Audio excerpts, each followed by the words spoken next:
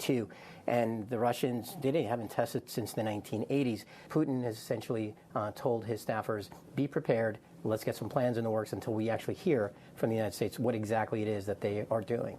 Energy Secretary Chris Wright told reporters he thinks the president was talking about testing the parts that go into a nuclear weapon. Erica Kirk, CEO of Turning Point USA and widow of political activist Charlie Kirk, says she is not interested in helping a court decide if her husband's accused killer deserves the death penalty. She spoke to Fox News about the day her husband died, saying it's no secret things on college campuses are heating up. I used to say, Charlie, have you ever thought about wearing a vest? He would nod to that and be like, I've looked into it. But he would always say, if they're going to get me, they're going to get me. He wasn't afraid. Wouldn't have mattered anyways if he wore a vest. His alleged killer, Tyler Robinson, is due in court this upcoming January.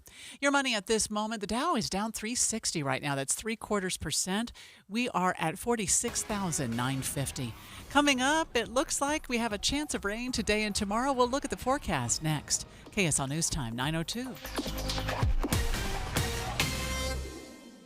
The sources where we get our news matters. When you listen to Utah's Morning News, we want you to feel the stories are important to you and trustworthy. This is Amanda Dixon. And I'm Andy Farnsworth. Join us weekday mornings on KSL News Radio. It's the Medicare Advantage annual enrollment period, and Humana knows not everyone has the same needs when picking a Medicare Advantage plan. Now that I'm retired, I want to enjoy the life I've worked hard to build. So I want a plan that covers me when I'm traveling the country. Humana has a plan for that. As a veteran, I want a plan that fills in the gaps my VA coverage doesn't provide, like dental care. Humana has a plan for that. I feel good about my health. I just want care and coverage with predictable costs. No surprises. Humana has a plan for that. With a Humana Medicare Advantage plan, you get coverage and benefits that focus on what matters most to you. Learn more at gethumana.com. Humana, a more human way to healthcare. Humana is a Medicare Advantage HMO and PPO organization with a Medicare contract. Enrollment in any Humana plan depends on contract renewal. Are you within 3 years of filing for Social Security? You've heard about delaying your benefits to get a bigger benefits check, right? But guess what? That could be a huge mistake. When you consider your taxes, Medicare premiums, and other benefits, you could potentially get more income by filing early.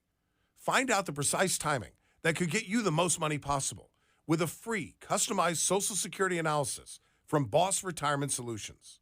If you've saved more than $300,000 and have not filed for Social Security, schedule your free analysis now by calling 801-896-9622.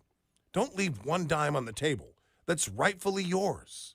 Schedule your free analysis now by calling 801-896-9622. That's 801-896-9622. Boss Retirement Solutions is not affiliated with the Social Security Administration. Workdays can be unpredictable, but your workwear shouldn't be. With the Cintas Apparel Plus program, you'll have freshly laundered garments for everyone on your team delivered every week. Cintas has workwear for just about any job imaginable, with high-performance fabrics and an uncompromising fit that stretches and moves with you. Don't leave looking and feeling good to chance. Visit Cintas.com. Oh, I'm ready! And get ready for the workday. Tired of hearing scary radio ads about the IRS? Tax Relief Advocates is different. TRA is here to tell you that if you owe money to the IRS, whether it's $5,000 or $500,000, we have a solution. TRA can eliminate or reduce what you owe to the IRS with zero risk to you. We have over 1,000 5-star reviews on Google and an A+ with a BBB. End your tax nightmare today by visiting TRA.com or call 800-583-6681. That's 800-583-6681. Traffic and weather together, brought to you by Mountain America's Visa Triple Rewards. And back to you, Heather. Well, the biggest issue is Utah County. Both directions of I-15 are at a crawl right now. Northbound, you've got almost 4 miles of almost stopped traffic as you go from University Parkway in Orem all the way through Linden, almost into Pleasant Grove. That was all due to an earlier crash. It's now cleared. All the lanes are open. But if you're southbound I-15 going through Lehigh, you're also at a stop. We have a crash southbound just before Main Street in Lehigh. That is blocking 2 left lanes and the left shoulder, so 4 right lanes are open, but traffic is backed up to Triumph Boulevard and continuing to back up toward Timpanogos Highway as well. There's also a crash up in North Salt Lake, southbound I-15, right after you pass the I-215 North interchange heading toward Beck Street and Warm Springs Road. That is over on the right shoulder. Cars for Kids, the easiest way to get rid of your old car. Donate today and your car can be picked up tomorrow.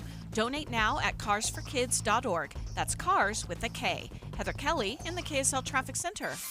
Today we have a 30% chance of rain. The high will be 58, the overnight low 47. Right now it's 52 degrees.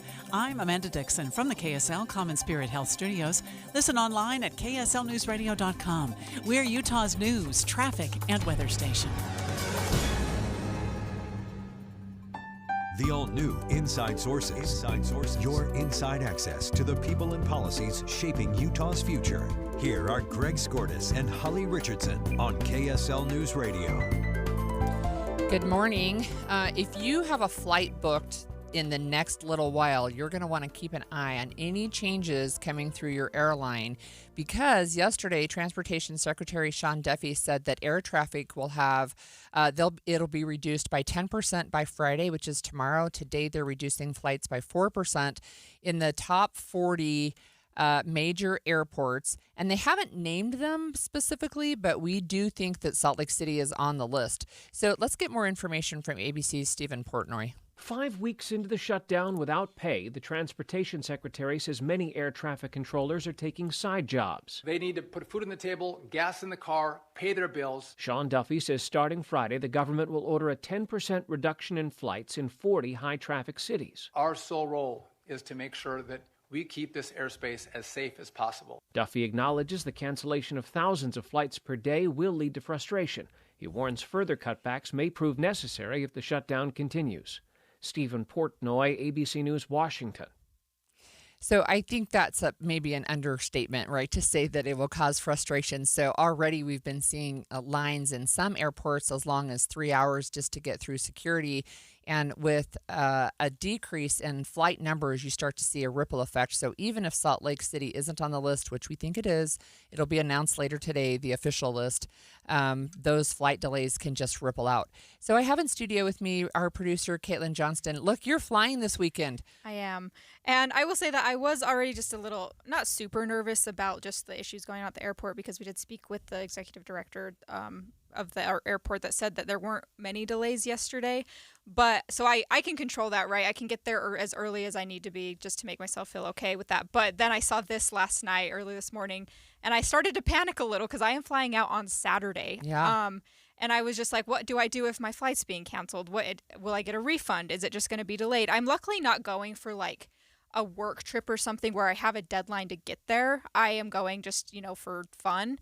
But still, this uncertainty is causing a lot of panic for me. And this I will say this preliminary list that's been floating around did mention Salt Lake. I'm flying into New Orleans, and that wasn't on this list.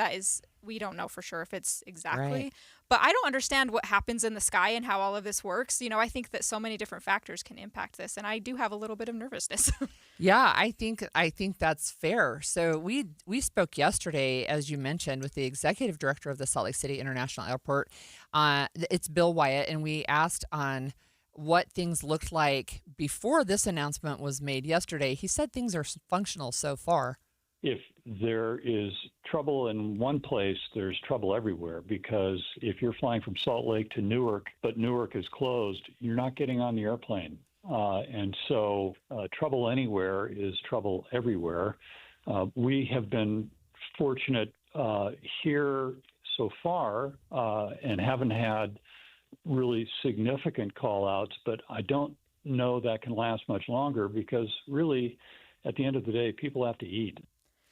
So, Caitlin, you reached out today to the airport. Did they have additional information? Not at this point. I reached out to Nancy Vollmer with the airport, and this is what she texted me this morning. I don't have much information at this point.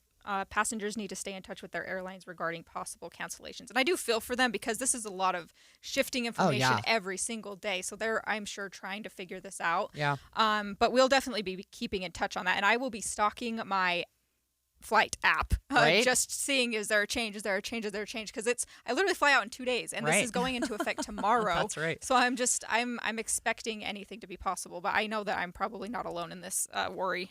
Yeah, so I'm interested in hearing from our listeners. Text 57500. Are you flying soon? Have you seen changes? And not only on your app. I mean, I have a question for you, and maybe you don't know, but your app will tell you if the flight's delayed, but it's not going to tell you if there's a 3-hour wait to get through security. No, there's not. There's not. I think if you go online, sometimes you can look. I may actually be wrong about that, but that might not be at Salt Lakes Airport. But yeah, it's no, you don't know, and that's why I'm like, I can kind of control security if I just get there early. Hurry up and wait. Is kind of my method in a lot of things. I like to get there early and wait. Yeah. But if my flight is delayed, and sometimes the delays aren't announced until like you're there. I know. I've seen that too. So and that's it's not anybody's fault. It's just it can be frustrating. And if it's canceled, I just am like, am I just not going on my trip now? Or So I saw, just as we were sitting down to start the show, I saw a thing that said Frontier Airlines is asking passengers to buy backup tickets. And I mean, that's interesting. I heard that this morning as well. I am not comfortable doing that because I don't want to spend extra money and have 2 tickets. But I think after tomorrow, if my plane is delayed, I do wonder, I think it might depend on the airline as well. Like if you get a refund, I'm curious about how it's all going to work. Okay, well, good question. So the Associated Press actually has an article, and it's fairly long, so I'm just going to hit some of the highlights. But I will start with the very end, and this is what they say at the very, very end. They say this: be nice.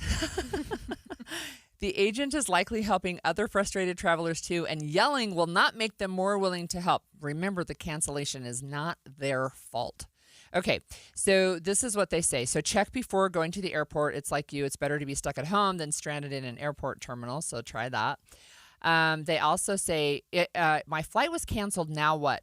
So if you're already at the airport, it's time to find another flight. Get in line to speak with the customer service representative. Call, go online to connect to the airline's reservation staff. Sometimes it helps to reach out on X because they do watch that. But remember, if everybody has their flight canceled, you may be looking again at long wait times. So they do say this: airlines will rebook you on a later flight for no additional charge, but there's, they're all feeling the impacts. You can also consider other travel options. So, for example, it might make sense to travel by train or car or bus. You can ask to be booked on another airline, but they're not required to put you on another airline. And if you don't want to take the trip or you found another way, the airline is legally required to refund your money, even if you bought a non-refundable ticket, and it does not matter why the flight was canceled. So that was news to me, right? So if your flight is canceled, you can get a refund, you can get your money back, and you don't have to take a voucher that expires in like a year. You can say, no, I want my money, and you can get bag fees, seat upgrades, or any other extras. You can get that back as well. That is good. And I did purchase travel insurance on this. Like, I don't always know how helpful that is sometimes, but that's making me feel a little bit better on this one. Let me tell you my travel insurance story. So about a year and a half ago, I had a flight booked to Hawaii for myself and 2 daughters. My husband already had a work trip paid, so we took a different flight that was cheaper, but still for 3 tickets. No travel insurance. And then I ended up in the ICU. Oh. And we just ate the cost. So now I pay travel insurance, even if it was my international flight, because now I know stuff can happen. Yeah, I've thought about not doing it, but I did it on this one. I'm kind of glad I did. I don't know how helpful it will be in this situation, but we shall see. We shall see. So give yourself extra time.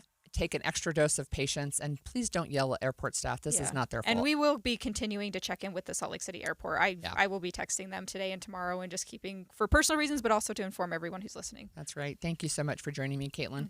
And look, it's a normal part of the political process, but there are some interesting political change-ups or shake-ups, if you will, coming up, and we're going to talk about that when we come back after the break.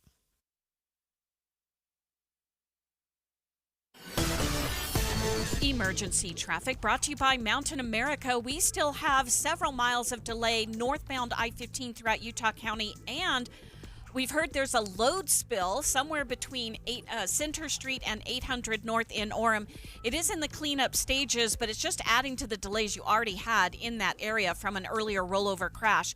There's also 3 miles of stop-and-go traffic southbound I-15 between Triumph Boulevard and Main Street in Lehigh due to a crash blocking 3 left lanes of the freeway. You do have a few right lanes available, but that's going to take time to get through. Wasatch Front businesses and property managers, GoPave Utah provides all asphalt repairs for your parking. For patching and paving along the Wasatch Front, contact GoPave Utah, GoPaveUtah.com. Heather Kelly in the KSL Traffic Center. I'm Jordan Wilcox, your Utah tax attorney. When life gets overwhelming, some things tend to fall by the side. I'm Carlos Sanchez from Draper, Utah. I was managing a business, helping out a business, doing paperwork and getting paid, and my wife got sick. We filed taxes, but then we got out of it. And when I went and talked to the IRS, they didn't give me any choice. The IRS pretty much said, this is what you owe us, when are you gonna pay us? And we're talking quite a bit. But every time I drive, I listen to the radio. Jordan Wilcox, Jordan Wilcox. So I figure there's a reason this guy's on the radio. So I called him. Put an end to IRS collection and aggression today. The amount that the IRS came up with, close to $250,000, and the offer in compromise was about $7,600. That's it. This is Utah tax attorney Jordan Wilcox. Let's solve your IRS nightmare. Visit endtaxworry.com. Go for it. The outcome, it was worth it. I'm okay. endtaxworry.com. Hey guys, it's Woodrow from Mint Medical Clinic. Are you struggling with ED? Well, you are not alone, and now there's a real solution that treats the root cause, not just the symptoms. Introducing our Trifecta approach, a breakthrough combination of acoustic wave therapy, hormone replacement, and cryotherapy, all designed to restore blood flow, boost performance, and rebalance your hormones. Whether it's ED or hormonal imbalance, if you're ready to reignite your love life, this treatment helps bring back your energy, your drive, and your confidence. And right now, when you call, you'll receive a free consultation, a blood flow ultrasound, and an intimacy gift. That's a $650 value, absolutely free. And here's the bonus. The next 20 callers will also receive a 5-night stay at a luxury resort in Hawaii just for taking the first step. But you must call now. With 2 convenient locations in Layton and Sandy, help is closer than you think. Call 801-804-8000 now. That's 801-804-8000. Mint Medical Clinic. We'll get you back to mint condition. If you're getting new gutters, make absolutely sure that you don't get screwed. I mean literally, don't get screwed. Tim Jr. here from RGS Exteriors. And every single gutter company out there uses screws to hold their gutters together at the corners and downspouts. They use screws because they're fast and cheap and easy. But man, they're terrible for your gutters, aside from possibly cutting your hand. They also loosen and corrode over time because they're not made from the same metal as the gutters. At RGS Exteriors, we've been installing gutters for 70 years now, and we don't use screws. We only use permanent, strong, and unobtrusive rivets. They're made from the same material as the gutters, so they won't oxidize and they won't corrode. They'll also never loosen. Your hand is safe too. Did I mention they look amazing? So don't get screwed. Call RGS and get riveted gutters. Our number is 801-280-3110 or visit us at rgsutah.com. That's 801-280-3110 or rgsutah.com. Fresh off its UK tour. Over 200 sold-out performances. The Covey invites you to step back in time to see the true story of the boy band that changed music forever. See The Osmonds, a new musical, in its exclusive North American premiere. A national theatrical event that starts right here in Provo in March 2026. Go behind the scenes and see the Osmonds as they rise to fame with hits like Yo-Yo, Crazy Horses, and Puppy Love. And see the mistake that brought it all crashing to the ground. A tale of redemption, family, and sacrifice, as told by Jay Osmond himself. The North American premiere of The Osmonds, a new musical, coming to the Covey in March 2026. Presented in cooperation with the Utah Office of Tourism. Get tickets at coveycenter.org.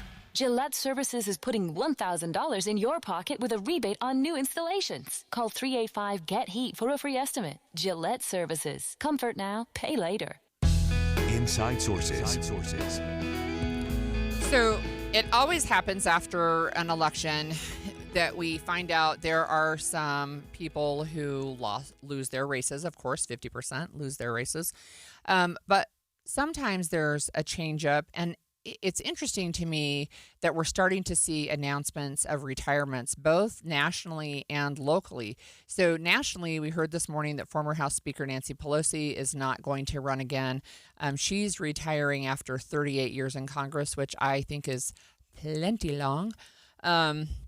And then Carrie Ann Lisenby, who is a Republican representative in Utah, said yesterday online that she would not be seeking re-election after 16 years in public office. And there are still election results coming in for Utah, and down in Provo, there's a very, very tight race for mayor. And right now, the challenger, who's a former representative, Marcia Judkins, is leading the incumbent mayor, Michelle Kaufusi, by just 60 votes, but there's still a couple thousand outstanding votes. So I have with me on the line Kyle Friant. He's the executive director of the governing group, and we're here to talk politics. Thanks for joining me, Kyle. Hey, it's good to be with you this morning. So let's just start on the national level. What's your take on Nancy Pelosi saying she's not going to run again? Well, it's really interesting. Obviously, she has been a firebrand who has been detested by the right for literally decades, going back to when she became Speaker of the House. But what I found really interesting is that she's become a bit of someone not particularly liked by progressives on the left in recent years.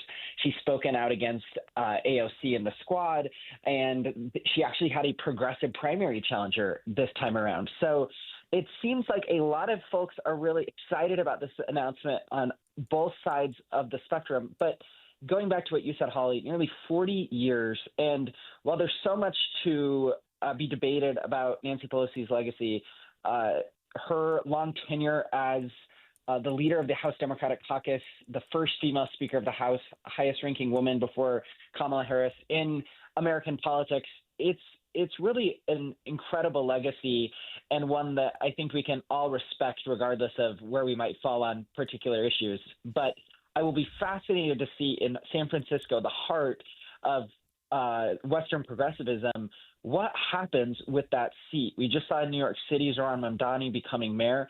Is this going to be another place where progressives win and continue to move the Democratic Party to the left, or is it a place that maybe Nancy Pelosi's more establishment, still progressive, but a little bit more pragmatic version of the Democratic Party continues to hold on? And I think a lot of folks will be really interested to see how her district specifically chooses to respond to this moment, especially after the results in New York on Tuesday. Yeah, it's interesting. And I think she's 85. I mean, I think that's, I'm in favor of age limits maybe on our politicians. So I know that that's a discussion not everybody agrees with. But I'm looking at an article from earlier this year. This is on Axios.com, and they just say that the current Congress is the third oldest since 1789. I mean, some of the people in there, there's at least 20 members who are 80 or older. And sometimes it just feels like they just get in and then they never leave. It's so true. And I mean, you know, Nancy Pelosi's retiring. That's a big sea change. But on the right, Mitch McConnell is also retiring, also in his 80s, has been in there since the 1980s. And so these are folks that have made big impressions on American politics. But to your point, they've been in there for so long. And additionally, when you get to that age, it really does become an open question about how well you can serve your constituency. These are really rigorous jobs. You're trying to represent an entire district and state, advance really complex policy priorities. And to do that in your 80s and in some cases even in 90s, I think really people are concerned about that across the political spectrum, completely understandably. Yeah. Let's go locally. And so yesterday, Carrie Ann Lisenby announced that she's not going to seek re-election. And we also know if the early results hold, that Representative Galen Binion will be stepping down before the legislative session this year because she is going to be the new mayor of Cottonwood Heights. We also have Senator Dan Thatcher, who's stepping down before the session, and then we know that Representative Tyler Clancy will step down right after the session ends. So talk to me about Is this any different? Is this normal? Like, what does this look like locally? Well, we certainly have retirements, but the early nature of these retirements is pretty unique, and I think it's really healthy. One thing that Representative Lisenby mentioned in her post yesterday is that while the filing period for the 2026 election is in January, she said she wanted to provide ample decision-making time for those who might want to serve in the Utah House. And I think that is really healthy. We're going into the holidays now. With that filing now being in January, it used to be in March. People have really small timelines to make decisions about whether they want to join the Utah legislature. And so I'm really heartened by her doing it at this time and for her saying that. And I hope that going forward, we'll see more members of the legislature who are contemplating retirement consider doing it in that open, transparent way to give community members the time to talk with their families, talk with community members, and really ask, is service in the Utah legislature a natural next step in my public service? We've seen, unfortunately, people sometimes with hours to make these really complex decisions about whether to run for the legislature. And so I commend Representative Lisenby and for her decision in this. And in those other races, they will be filled in special conventions in Representative Clancy and Representative Benyon's case, a little different process for Senator Thatcher, but that will also be really interesting because you'll have people receive quasi-incumbency despite having the vote of just a few dozen delegates in their communities. And so while I really appreciate the transparency of retirement, these resignations open up a really interesting discussion about should that small of an electorate be conferring incumbency on future legislators in Utah? Because we know that once an incumbent, it's really hard to lose a primary or general election. You know, it's interesting, too, though, you're saying, so, for example, with Representative Clancy stepping down after the legislative session, then he will his replacement will be selected in a special election with Republican delegates. But they need to file, if they want to continue and be elected in November of 2026, they would have to file in January as somebody who's potentially thinking of being in that seat. So I think that adds another layer of, I guess, decision making. It really does. And I think it's why it's so important to have people and organizations on the ground in communities that are building up the bench so that folks who are thinking about this feel ready to step into these really compressed timelines with confidence, knowing that they have the support networks that they need to be able to run these really tough campaigns. State politics, national politics, and even local politics has become increasingly nasty, as we all know, in recent years. And so I'm really heartened by the fact that we have so many great local organizations doing good work to train candidates and get them ready to run for when these opportunities arise. But to your point, it really is a tight timeline, lots of moving parts, and I will be really interested to see. And in Representative Clancy's district that you mentioned, that's the youngest district, if not one of the youngest districts in the state of Utah. It's right there in Provo. The decisions made from the representative of that district will have massive impacts on decisions around growth and things impacting young families in the state. And so that will be, Representative Clancy left a really incredible legacy of doing so many things in a short amount of time, and that person will have big shoes to fill in not only representing the state as a whole, but representing a district with some really interesting dynamics when it comes with how we address policymaking in Utah. Yeah, and he's still, I think, the youngest representative, and he's only 28 years old. He was 25 when he was first elected. So to your point about it being a young district, he is representing his constituency as one of them. Yeah, and it's a really interesting turn of our conversation going from talking about people in their 80s to talking about a 25-year-old state representative. And I think it's finding that balance.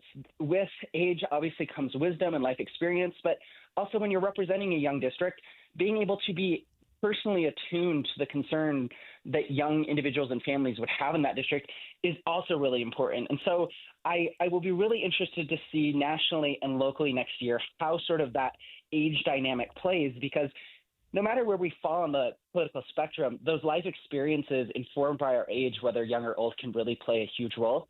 And I think he saw that in Representative Clancy, who brought a really unique perspective as a Republican to Utah. He was very pro-labor, pro-organized labor. He really took a lot of action and was very involved when it came to environment and energy policy in the state. He's obviously now bringing his perspective to the homelessness space in his new position as state homelessness coordinator. So I will be really interested as voters consider not only the ideologies and philosophies, which are always important in a legislator, but also their life experiences and their age, and how does that impact their ability to represent these districts. Yeah, thank you so much. I've been speaking with Kyle Friant, Executive Director of the Governing Group. And when we come back after the break, we're going to have former Ambassador Jeff Flake talk to us about the great GOP migration.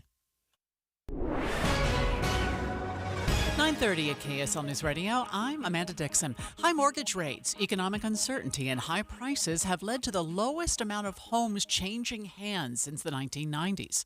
KSL News Radio's Brianna Willis. Only 2.8% of homes are changing hands, according to brokerage company Redfin.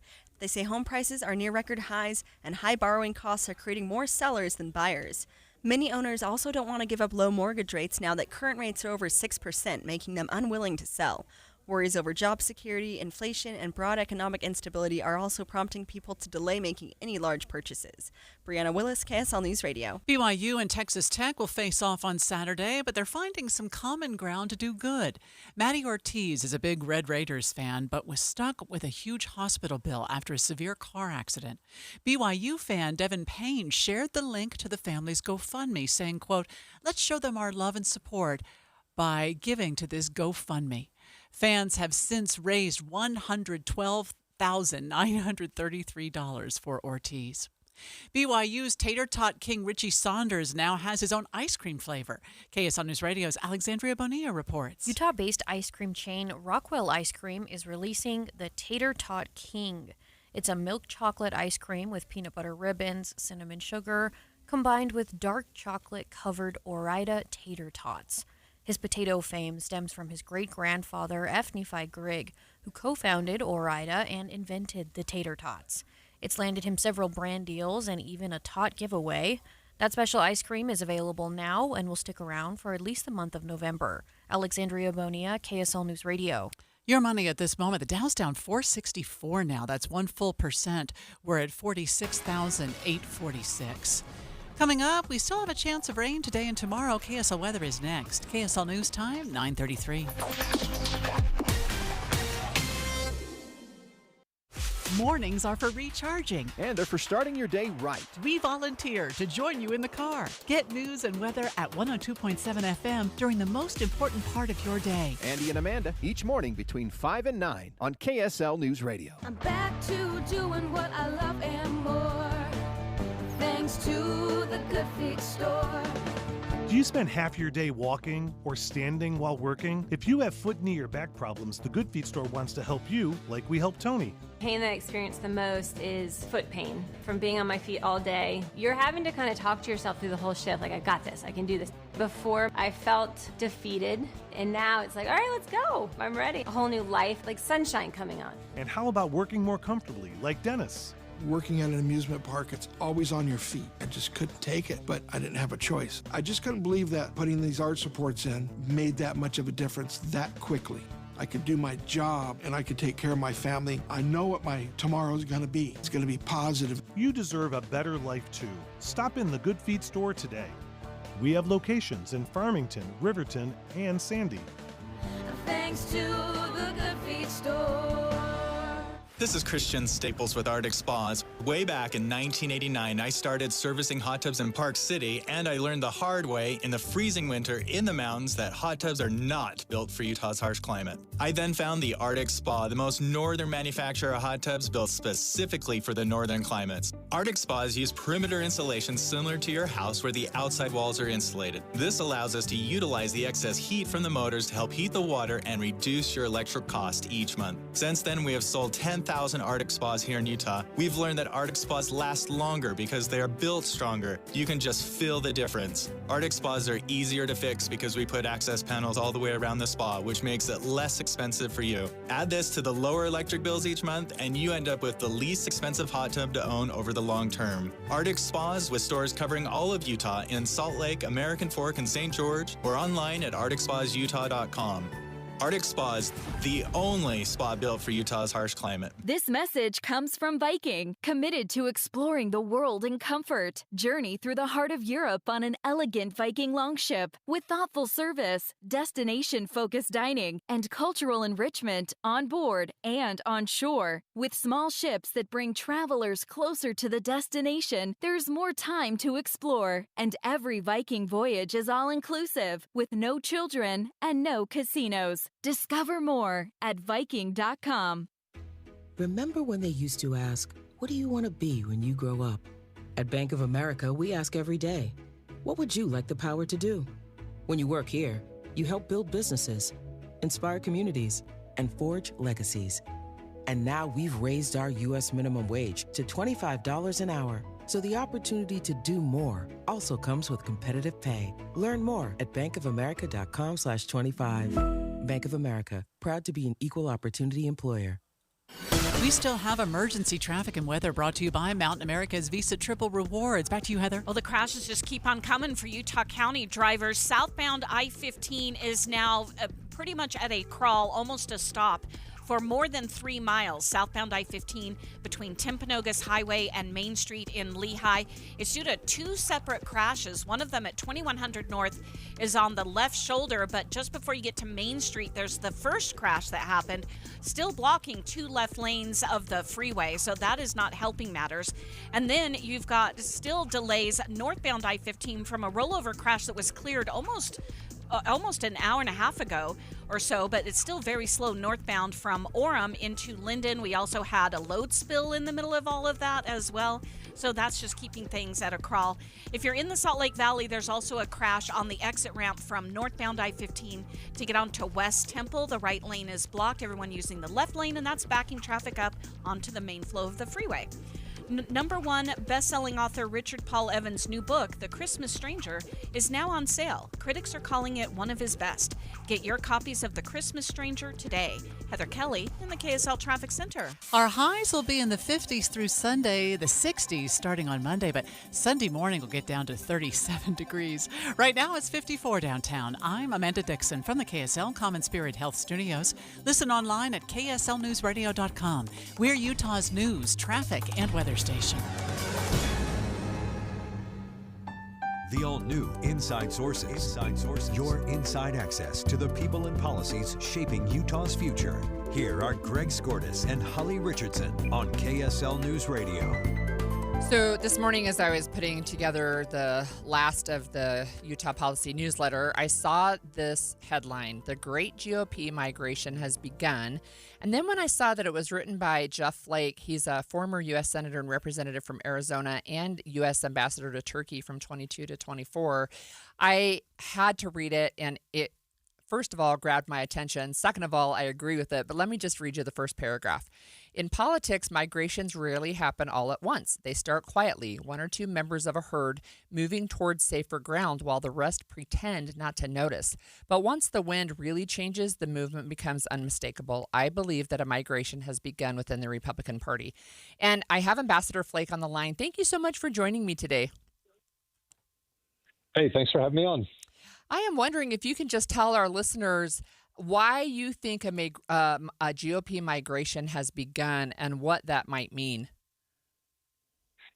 Well, every president, Republican or Democrat, who's elected exaggerates his mandate and overreaches, and so that's why you almost every time see a pendulum swing in the midterms when the party out of power, if they are out of power in the chambers, the House and the Senate, they usually gain ground. And so that's kind of, it happens as a matter of course, but I think you're going to see it even exaggerated now because there has been such overreach by this administration. And so I think what you're going to see is Republicans who who are more in the line of traditional Republicans: limited government, economic freedom, free trade, strong American leadership abroad, kind of reasserting themselves because President Trump will not be on the ballot again. And when he's not on the ballot, things change. So one of the people that has been surprising me the most, I think, is Representative Marjorie Taylor Greene. She has become really, really outspoken against President Trump on several issues. What do you make of that? Yeah, that's wasn't on my bingo card, but and I'm not sure it will last. She may be back in the fold soon, but what that does that's significant is it gives others license to do the same. And every defection, even if it's brief, allows others to say, hey, I'm going to test the waters here because I am not sure that, strict adherence to where the president is or parroting his talking points is going to do me all that well. And, the election, on Tuesday, there's just no way to spin that in a positive way for Republicans. And so I think you're going to see big movement coming up. So one of the things that you talk about in your piece in the Washington Post is about tariffs. And there has been, I think there's a lot of pushback. There's a lot of court cases. But it seems like there may be some senators who are starting to really openly say, yeah, these are taxes. Yeah, I mean, that's how they feel. And believe me, when you get to the U.S. Senate, that's the most exclusive club in the world. It's tough to get there. And to get there and then basically just give away your voting card to the president is just, members of Congress, members of the Senate don't like that. Now, President Trump has been able to control just about any Republican primary he wants to. And so there's a big incentive to stick with him. But once he's not on the ballot anymore, once he's losing power, then people are going to go where they're more comfortable. And Republicans, gratefully, are far more comfortable being a free trade party. Looking at prosperity here and abroad is what we want, and that doesn't happen with protectionism. So that's what's been just frustrating to watch is Republicans look like 1970s Democrats when it comes to trade and protectionism. But they'd like to get back to where traditional Republicans are, and I think you'll see that now. So what will that look like? I mean, I'm really seeing it with the pushback against President Trump saying just dump the filibuster. I think I've seen there's 15 outspoken Republicans saying absolutely not. Yeah, no, that's great to see. I wish, that, John Thune would say, instead of the votes just aren't there, say, no, that's a bad idea, but we'll take what we can get. And the votes aren't there, gratefully, because you have, senators who realize that the Senate as an institution is too important to jeopardize some of this just for one person who's not going to be on the ballot again. And so I'm happy to see that. And you'll see it manifested in other ways. Just 2 weeks ago, there was a vote where several Republicans defected and voted with the Democrats to basically nullify some of the tariffs on Brazil. Now, that won't pass the House, and so it's a bit of a show vote, but it's important that many Republicans defected, and you'll see more of that coming up. So at the end of this migration, what does America look like in 26 and 28? Yeah, I'm not pretending the Republican Party will be the same as it was 10, 20 years ago. I think there are some changes that will endure. But I do think that the Republican Party will be more like its old self, that, as I said, at the end of this migration, they'll find themselves, Republicans, in a new old place and recognize it, to say, hey, we are the party again of fiscal discipline and limited government and free trade. So I think you're going to see a party that looks much more like the party we're used to know. And that's a good thing. It's good for the country because, as I've said many times, anger and grievance are not a governing philosophy. And populism kind of runs its course. You have to govern. And this, what we're seeing now, in the fourth week of a government shutdown, is not a governing philosophy. Right. And one last quick question for you. How does the GOP then win back disaffected voters? Well, I think you're seeing that. members of the GOP trying to do that by saying, hey, we're going to get back to a message of fiscal discipline. We're going to nullify some of these tariffs or not use them in the way. Tariffs have a point and have a place if you're going to go after China, for example, for unfair trade practices there. But if you're going to do that, then you can't tariff the rest of the world. You need the rest of the world with you. And so I think you're going to see Republicans do that, and that will lower prices. It will make items more affordable. And so some of the kitchen table issues that are important to all voters, Republicans can speak to that again, but they can't speak to it by acting like the Democrats did, frankly, in the 24 cycle, just ignoring inflation and everything else. People feel, the economy, and no matter what politicians try to tell them, and Republicans have been trying to tell them, no, you're doing fine, inflation is in check, don't worry about it. Voters just aren't believing it. Yeah, thank you so much for joining me. We've been speaking with former Ambassador Jeff Flake, who is also Senator and Representative from Arizona. When we come back, the United Way of Salt Lake and of Northern Utah and the United Way of Central and Southern Utah, they've partnered to provide emergency relief during this ongoing federal government shutdown with their 211 program. We're going to get an update when we come back. Emergency traffic brought to you by Mountain America. We still have almost 4 miles of stopped traffic southbound I-15 through most of Lehigh. This all started with a crash just before Main Street, blocking 2 left lanes of the freeway. That has now been moved over to the left shoulder, and there was another crash a couple of miles behind it at 2100 North. That just cleared a few minutes ago, so now that the lanes are open and one of the crashes is cleared, hopefully speeds will improve as you come out of Salt Lake County into Utah Valley. Wasatch Front businesses and property managers, GoPave Utah provides all asphalt repairs for your parking. For patching and paving along the Wasatch Front, contact GoPave Utah, gopavutah.com. Heather Kelly in the KSL Traffic Center. You know what? I think the holidays are the worst time of year for your furnace to go out. What's up, everybody? I'm Mike Wilson with Any Hour Services, and every November it feels like people get extra stressed when faced with the need to replace their furnace. The money they've been saving is supposed to go to Christmas, and now they're faced with a choice: Christmas or comfort. This holiday season, Any Hour Services wants to help alleviate some of that stress with our special holiday financing. No money down and no payments until next year. Plus, if you schedule a free estimate before the end of November, Any Hour Services will give you $2,500 off any full system you buy. And that doesn't even factor in the rebates and incentives you might qualify for. Again, during the month of November, Any Hour Services will give you $2,500 off any furnace and air conditioner you buy. And you can take advantage of our special holiday financing with no money down and no payments until next year. For more details, call Any Hour Services and schedule a free estimate. Google Any Hour Services or schedule online at anyhourservices.com. No one helps more homeowners than Any Hour Services. Hi, this is Derek Overstreet, president of the New Millennium Group and co-host of Stop Working, Start Living with KSL News Radio. Can you imagine what your life would be like if you could retire 3 to 5 years earlier than you thought possible? The things you could do, the loved ones you could spend time with, the memories that you could create. That's what our team at the New Millennium Group does. We'll walk you through the entire process every step of the way. If you'd like to get a copy of the 5-step proprietary plan that will help you retire 3 to 5 years sooner than you thought possible, give us a shout right now. 888-999-6370. That's 888-999-6370 or utahsfinancialplanner.com. Listen, most of our listeners right now have a tax problem, not a money problem. There's not enough money in Social Security Medicare as it is. Let us show you how you can significantly reduce your taxes. That's 888-999-6370, 888-999-6370, or utahsfinancialplanner.com. You've got your whole life ahead of you, so choose a Medicare plan you can count on.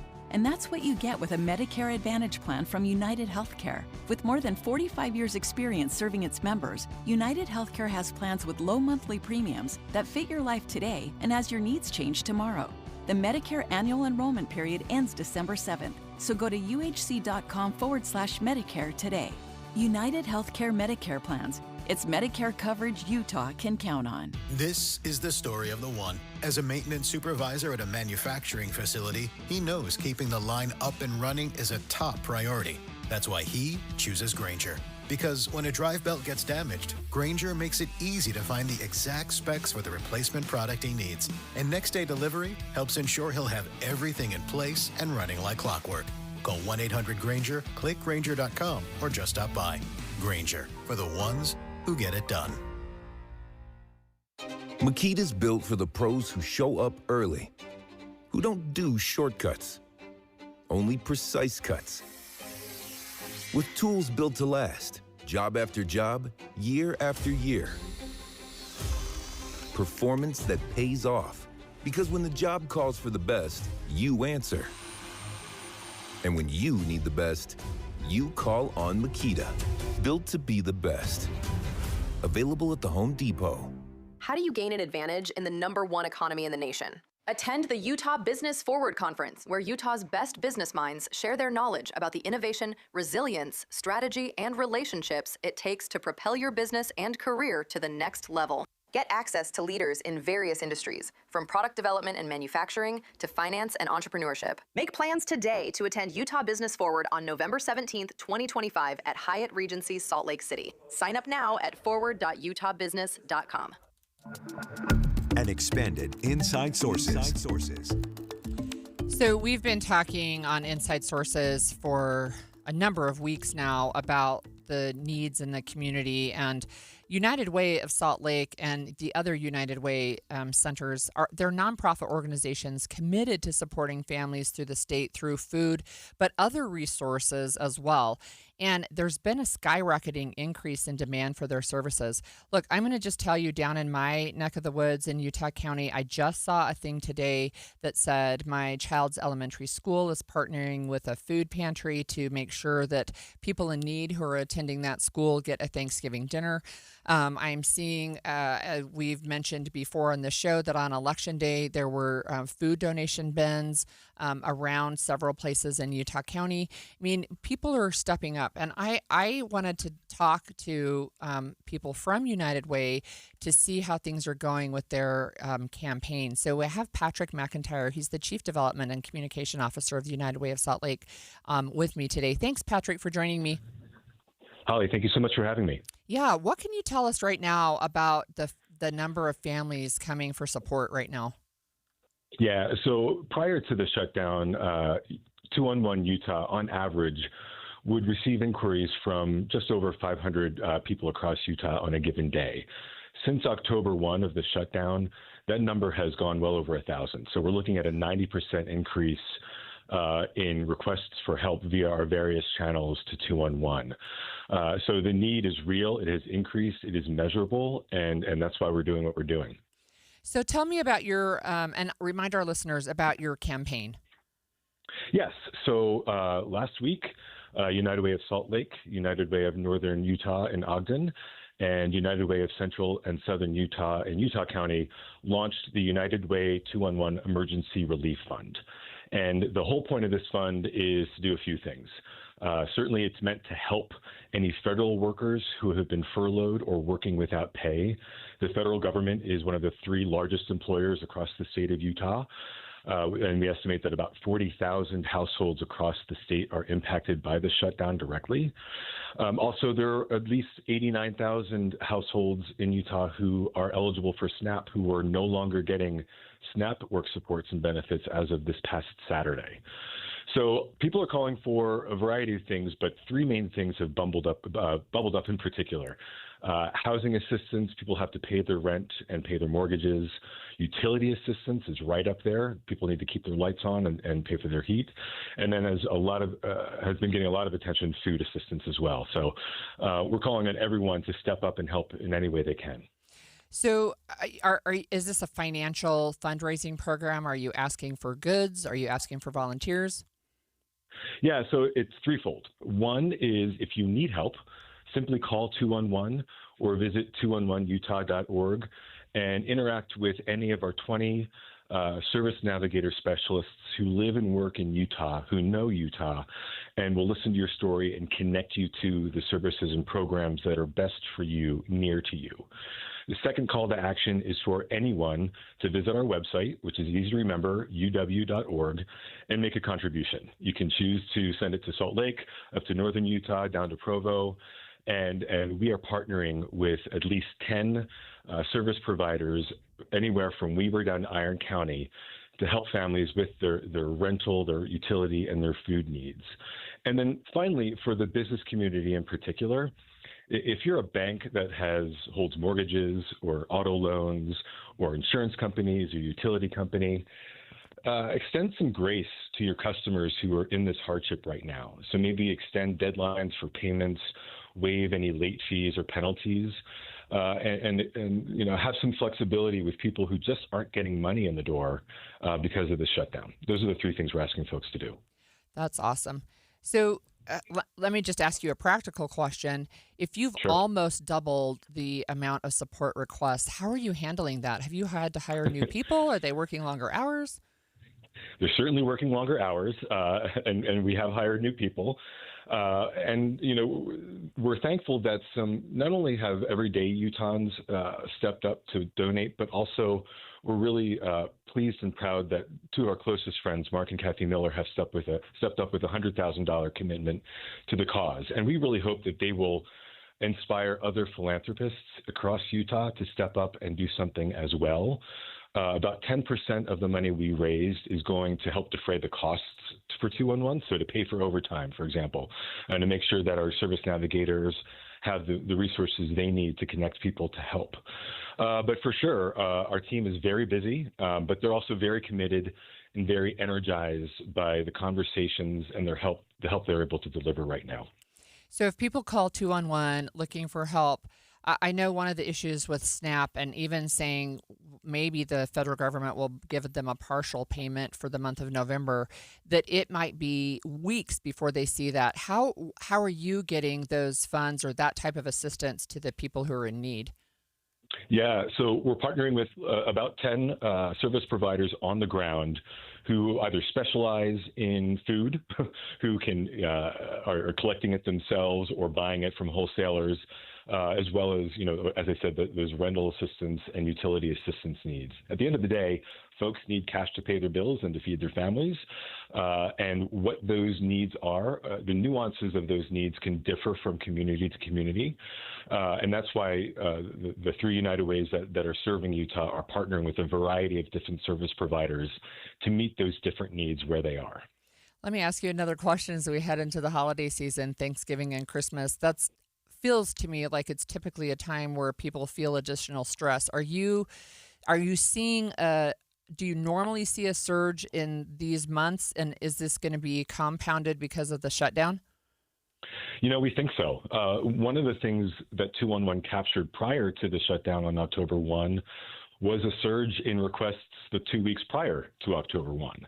So, families are paying attention to the news. They see what's happening, and they're trying to plan ahead.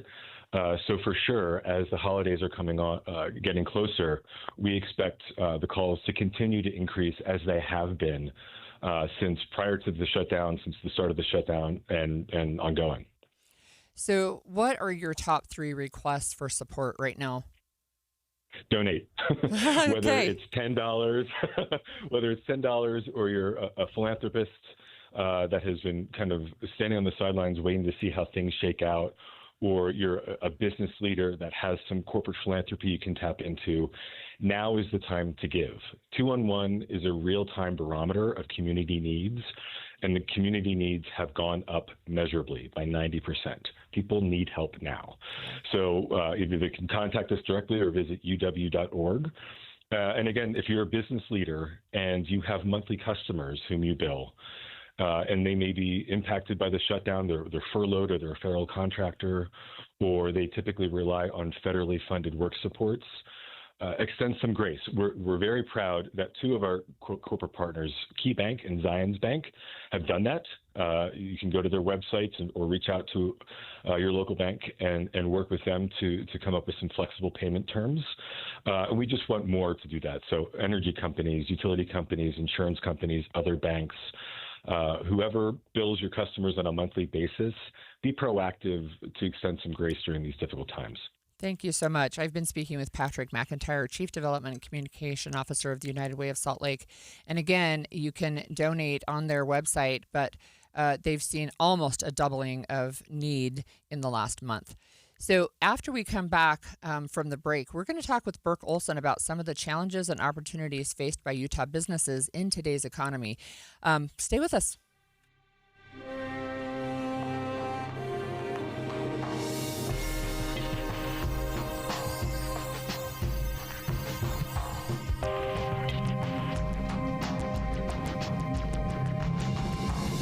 KSL FM Midvale. KSL Salt Lake City. From the KSL Common Spirit Health Studios, this is KSL News Radio. Utah's news, traffic, and weather station. 10 o'clock at KSL News Radio. I'm Amanda Dixon. KSL's top story this hour, federal transportation leaders are ordering a 10% reduction in flights at 40 of the nation's busiest airports, including at the Salt Lake City International. This comes as air traffic controllers have worked more than 5 weeks without pay, and more workers are calling in sick. U.S. Transportation Secretary Sean Duffy says this is meant to alleviate the burden for those still showing up to work. I anticipate there will be additional disruptions. There will be frustration. We will continue to bring you updates as more information becomes available on what flights are being reduced. Our top national story this hour from ABC News, Elon Musk could become the first trillionaire if Tesla investors approve his new pay proposal when they take a vote today. What if there was a car that could move nature without The founding of Tesla 22 years ago was only the beginning for the South African-born emigrant to the U.S. Handed a powerful government post by President Donald Trump. This is the chainsaw for bureaucracy. Only to see the bromance crumble. I'm very disappointed in Elon. I've helped Elon a lot. Through it all, Tesla has been Musk's bread and butter, and shareholders will decide today whether to give him a pay package worth $1 trillion over 10 years. Jim Ryan, ABC News. Your money at this moment, the Dow is off 498 points. That's 1%. We're at 46,813. Coming up, we stay in the 50s through the weekend. KSL weather is next. KSL News Time, 10:02. A reminder about the simplest way to get updated for your day. Hit your KSL preset when you jump in the car, and we'll take care of the rest. Hear key news updates and traffic reports. Andy and Amanda from 5 to 9 in your car. KSL News Radio at 102.7 FM. You're listening to Leaf Filter Radio, and the guru of gutter protection himself, Chris Coonahan, is here to take your most pressing leaf-related questions. Hey, everybody, Chris here. I understand we have Ron on the line. Ron, where are you calling from? Uh-oh. Ron, are you calling from a ladder? Well, I was. I wanted to ask Chris what I need to do to get my gutters ready to have Leaf Filter installed. Oh, Ron, you don't have to do anything. A Leaf Filter Trusted Pro will come out and clean out your gutters, realign and seal your gutters, and install Leaf Filter, America's #1 gutter protection system. So I didn't need to get on this ladder? Ron, Leaf Filter Trusted Pros are in your neighborhood and ready to help. Just visit leaffilter.com/deal to schedule your free gutter inspection and get up to 30% off. Thank goodness. What was that site? To get this special radio offer, go to leaffilter.com/deal for your free gutter inspection today and get up to 30% off. That's leaffilter.com/deal for up to 30% off. leaffilter.com/deal. See representative for warranty details. Most folks wait till January to say, I should probably fix this or do something about how you feel. But you know what? You're going to go into 2026 with the resolution already done because Soda helps you lose the weight now, so your New Year's all celebration. You and I both started our Soda weight loss journey in October and November, right? And I loved going into holiday parties knowing I had a plan. It wasn't just, I'm going to try not to. It was, this is my plan because I've spoken with a nutritionist and I get a jump start on that, first of the year goal by beginning Soda weight loss right now. Yeah, there's no guesswork. You're supported every step of the way and you need that. And right now, there's an amazing offer from Soda for you and your partner. You join and your partner joins for free. So why gain 20 pounds just to lose it in the new year? Go to Soda Weight Loss today and begin today. That's sodaweightloss.com, SOTA weightloss.com, because Soda is, say it with me, Amanda, state of the art. The magic of the season is fast approaching, and Cactus and Tropicals is here to help you be holiday ready. You're invited to their annual open house this Friday to kick off a weekend bursting with festive holiday decor. Meander through the store full of lush plants, amidst twinkling lights, unique ornaments, and the freshest arrangements and foliage. Looking for a statement piece for your home? Cactus and Tropicals will help you find something incredible, including gifts for everyone on your list and you. From vibrant poinsettias and other holiday plants to unique and festive decor along with expert advice, you'll wrap it up in one, well, maybe 2 visits. And don't forget expert holiday design services. Sign up for plant classes and enjoy carefully curated gifting bundles. At Cactus and Tropicals, your season will surely be merry and bright. So mark your calendar today for the Cactus and Tropicals open house this Friday at all 3 Cactus and Tropicals locations, Salt Lake, Draper, and Midvale. For special hours, orders, and more, visit cactusandtropicals.com. We still have emergency traffic and weather sponsored by Mountain America's Visa Triple Rewards. Back to you, Heather. Well, the good news is all of our crashes have cleared in Utah County. So if you were southbound I-15 trying to get through Lehigh, you're mostly at freeway speeds, just a few brake lights still remaining approaching 2100 north in Lehigh. Unfortunately, the delays that we've had since 6 a.m. this morning, they are still lingering northbound I-15. You've got about 5 miles of crawl at the moment between 2100 north in Lehigh over the point of the mountain to Bangerter Highway. These are the typical delays we would have had between 7 and 8:30 in the morning, but because people were stuck all the way down in the Orem area, they're just now getting up there, and that's causing these delays. We do have a few other crashes around the Wasatch Front, but they're all out of traffic, not causing slowdowns at the moment. Celebrate the holidays with the Utah Symphony starting Thanksgiving weekend. Sing along to the Hallelujah Chorus, hear the angelic voices of Celtic women, and much more. Visit utahsymphony.org/holidays. Heather Kelly in the KSL Traffic Center.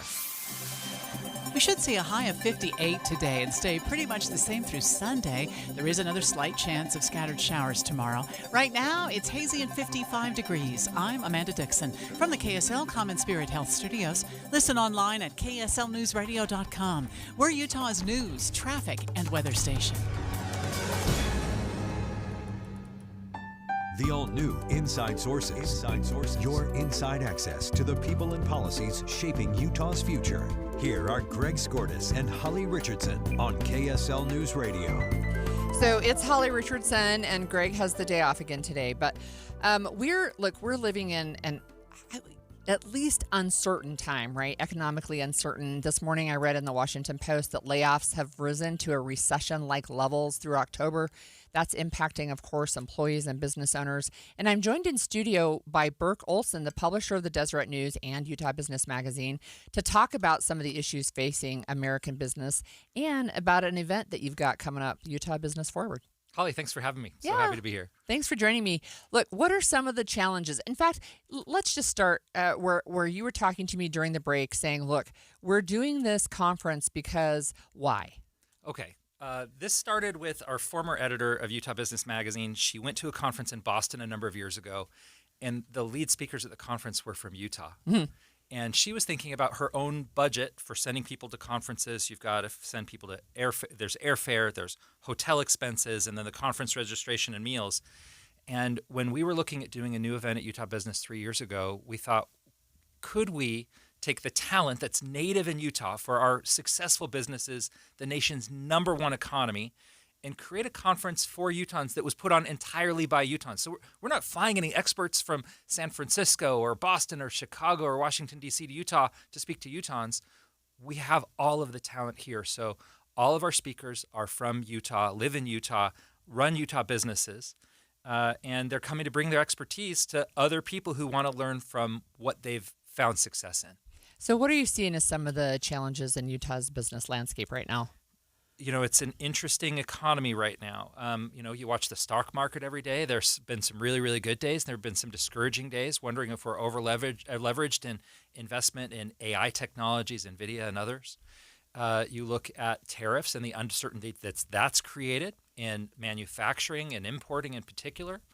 And then you see also people holding on. Because of political uncertainty and because of some of these other economic factors, you see people cutting the first budgets that often get cut. And I know this because we have sales teams who are reminding me of this regularly. The first budgets that get cut when people are a little bit worried are their marketing and their advertising spending. And so in a business that relies on advertising, we hear from a lot of local businesses of all sizes. Many are still investing, many are still doing well, but some people are trimming back or holding back on some of the things that they've consistently invested in to get the name of their companies out, to get their messaging out, to get their products in front of people. They're holding back on some of that marketing spend because they're just not quite sure what's around the bend. Yeah, that's really interesting. What do you see as you've talked with your speakers as you get ready for this conference? And is it next week? Yeah, it's on Monday the 17th. Okay. At the Hyatt Regency here in Salt Lake City, kicking off at 8:30 in the morning. Okay, so as you're talking to people getting ready to come, what are they talking about the business landscape maybe over the next 5 years? Sure. Well, they're looking at the impacts of what they're seeing right now and some of the things that you can do as a business leader to deal with some of that uncertainty. So if you're a startup, you're worried about getting to scale. How do we reach more people? How do we get our name out there? How do we get the talent that we need? Something that every business is looking at in the age of AI is talent pipelines. How do we get people who can use this technology to harness it in the right way to help us be more effective? How do we get them to our company and to be a part of what we're doing? What about creating enduring value, both for investors, if you're a bigger company that's publicly traded, or if you're creating value for customers from a startup that's got an app that can make lives easier? What about creating resilient teams? This is something as some companies are coming back to work more than 2 or 3 days in the office, or if you're remote, as people deal with everything that happens in your life as a human being, as a Utahn, as a parent, you're worried as a business leader or owner about the resiliency, the health, the mental well-being of your teams. That's something that we'll be addressing at the conference. What about improving culture?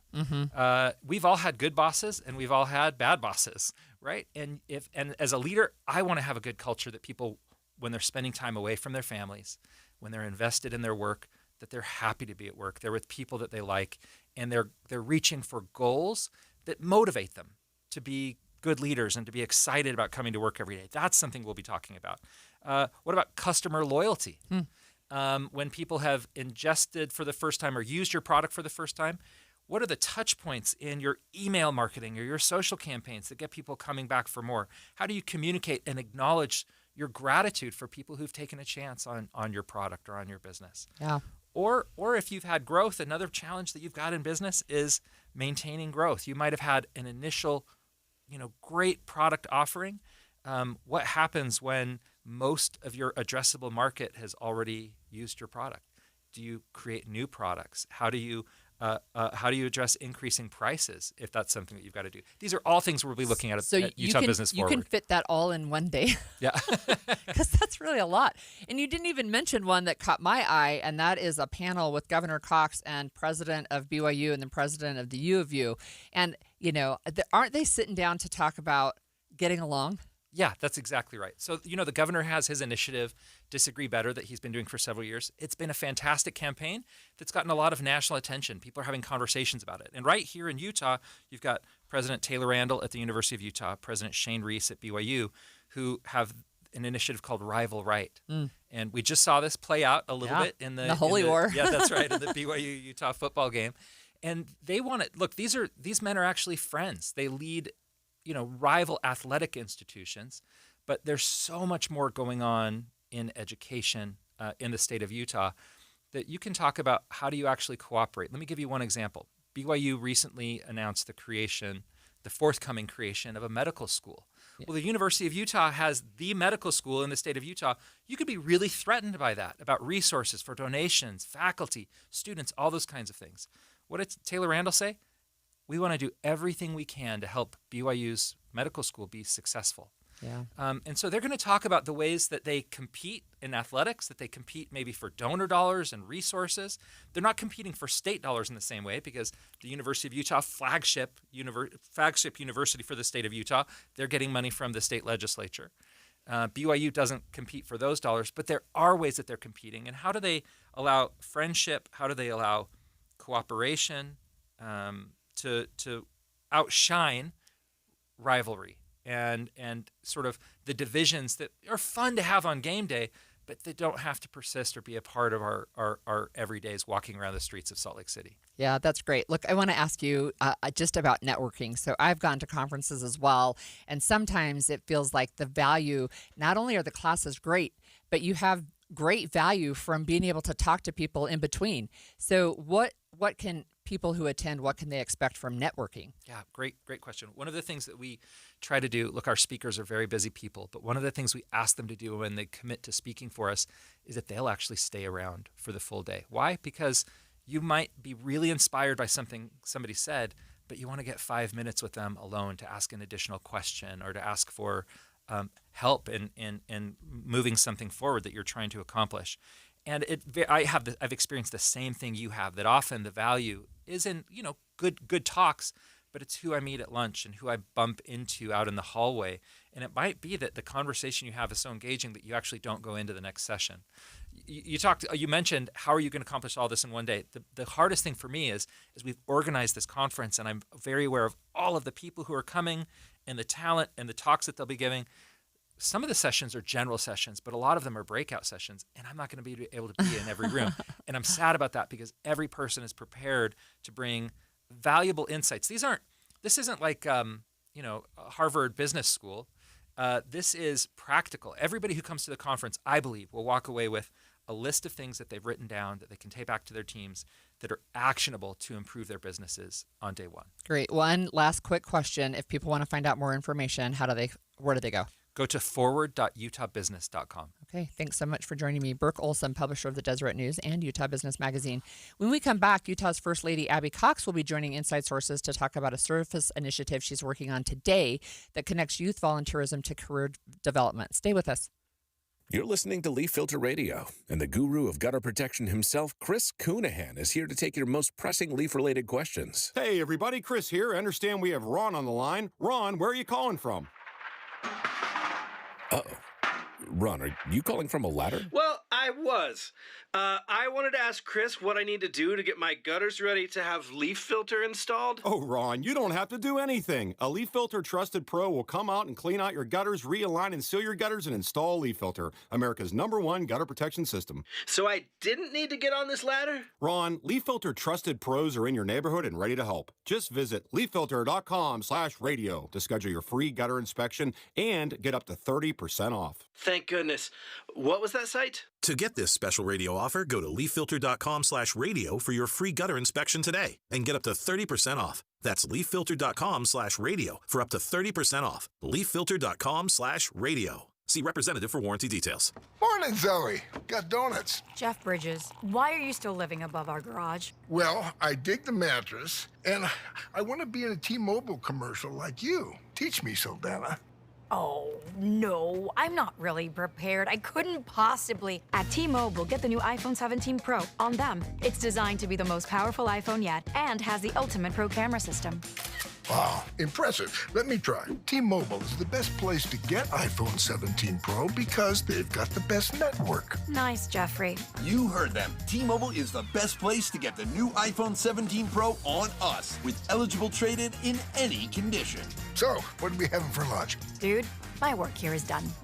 A 24 monthly bill credits on Experience Beyond for well-qualified customers plus tax and $35 device connection charge. Credits end and balance due if you pay off early or cancel. Finance agreement iPhone 17 Pro, 256 gigs, $1,099.99 and new line minimum $100 plus a month plan with auto pay plus taxes and fees required. Best mobile network in the U.S. based on analysis by Oak Cliff Speed Test Intelligence data 1H2025. Visit T-Mobile.com. Hey guys, it's Woodrow from Mint Medical Clinic. Are you struggling with ED? Well, you are not alone, and now there's a real solution that treats the root cause, not just the symptoms.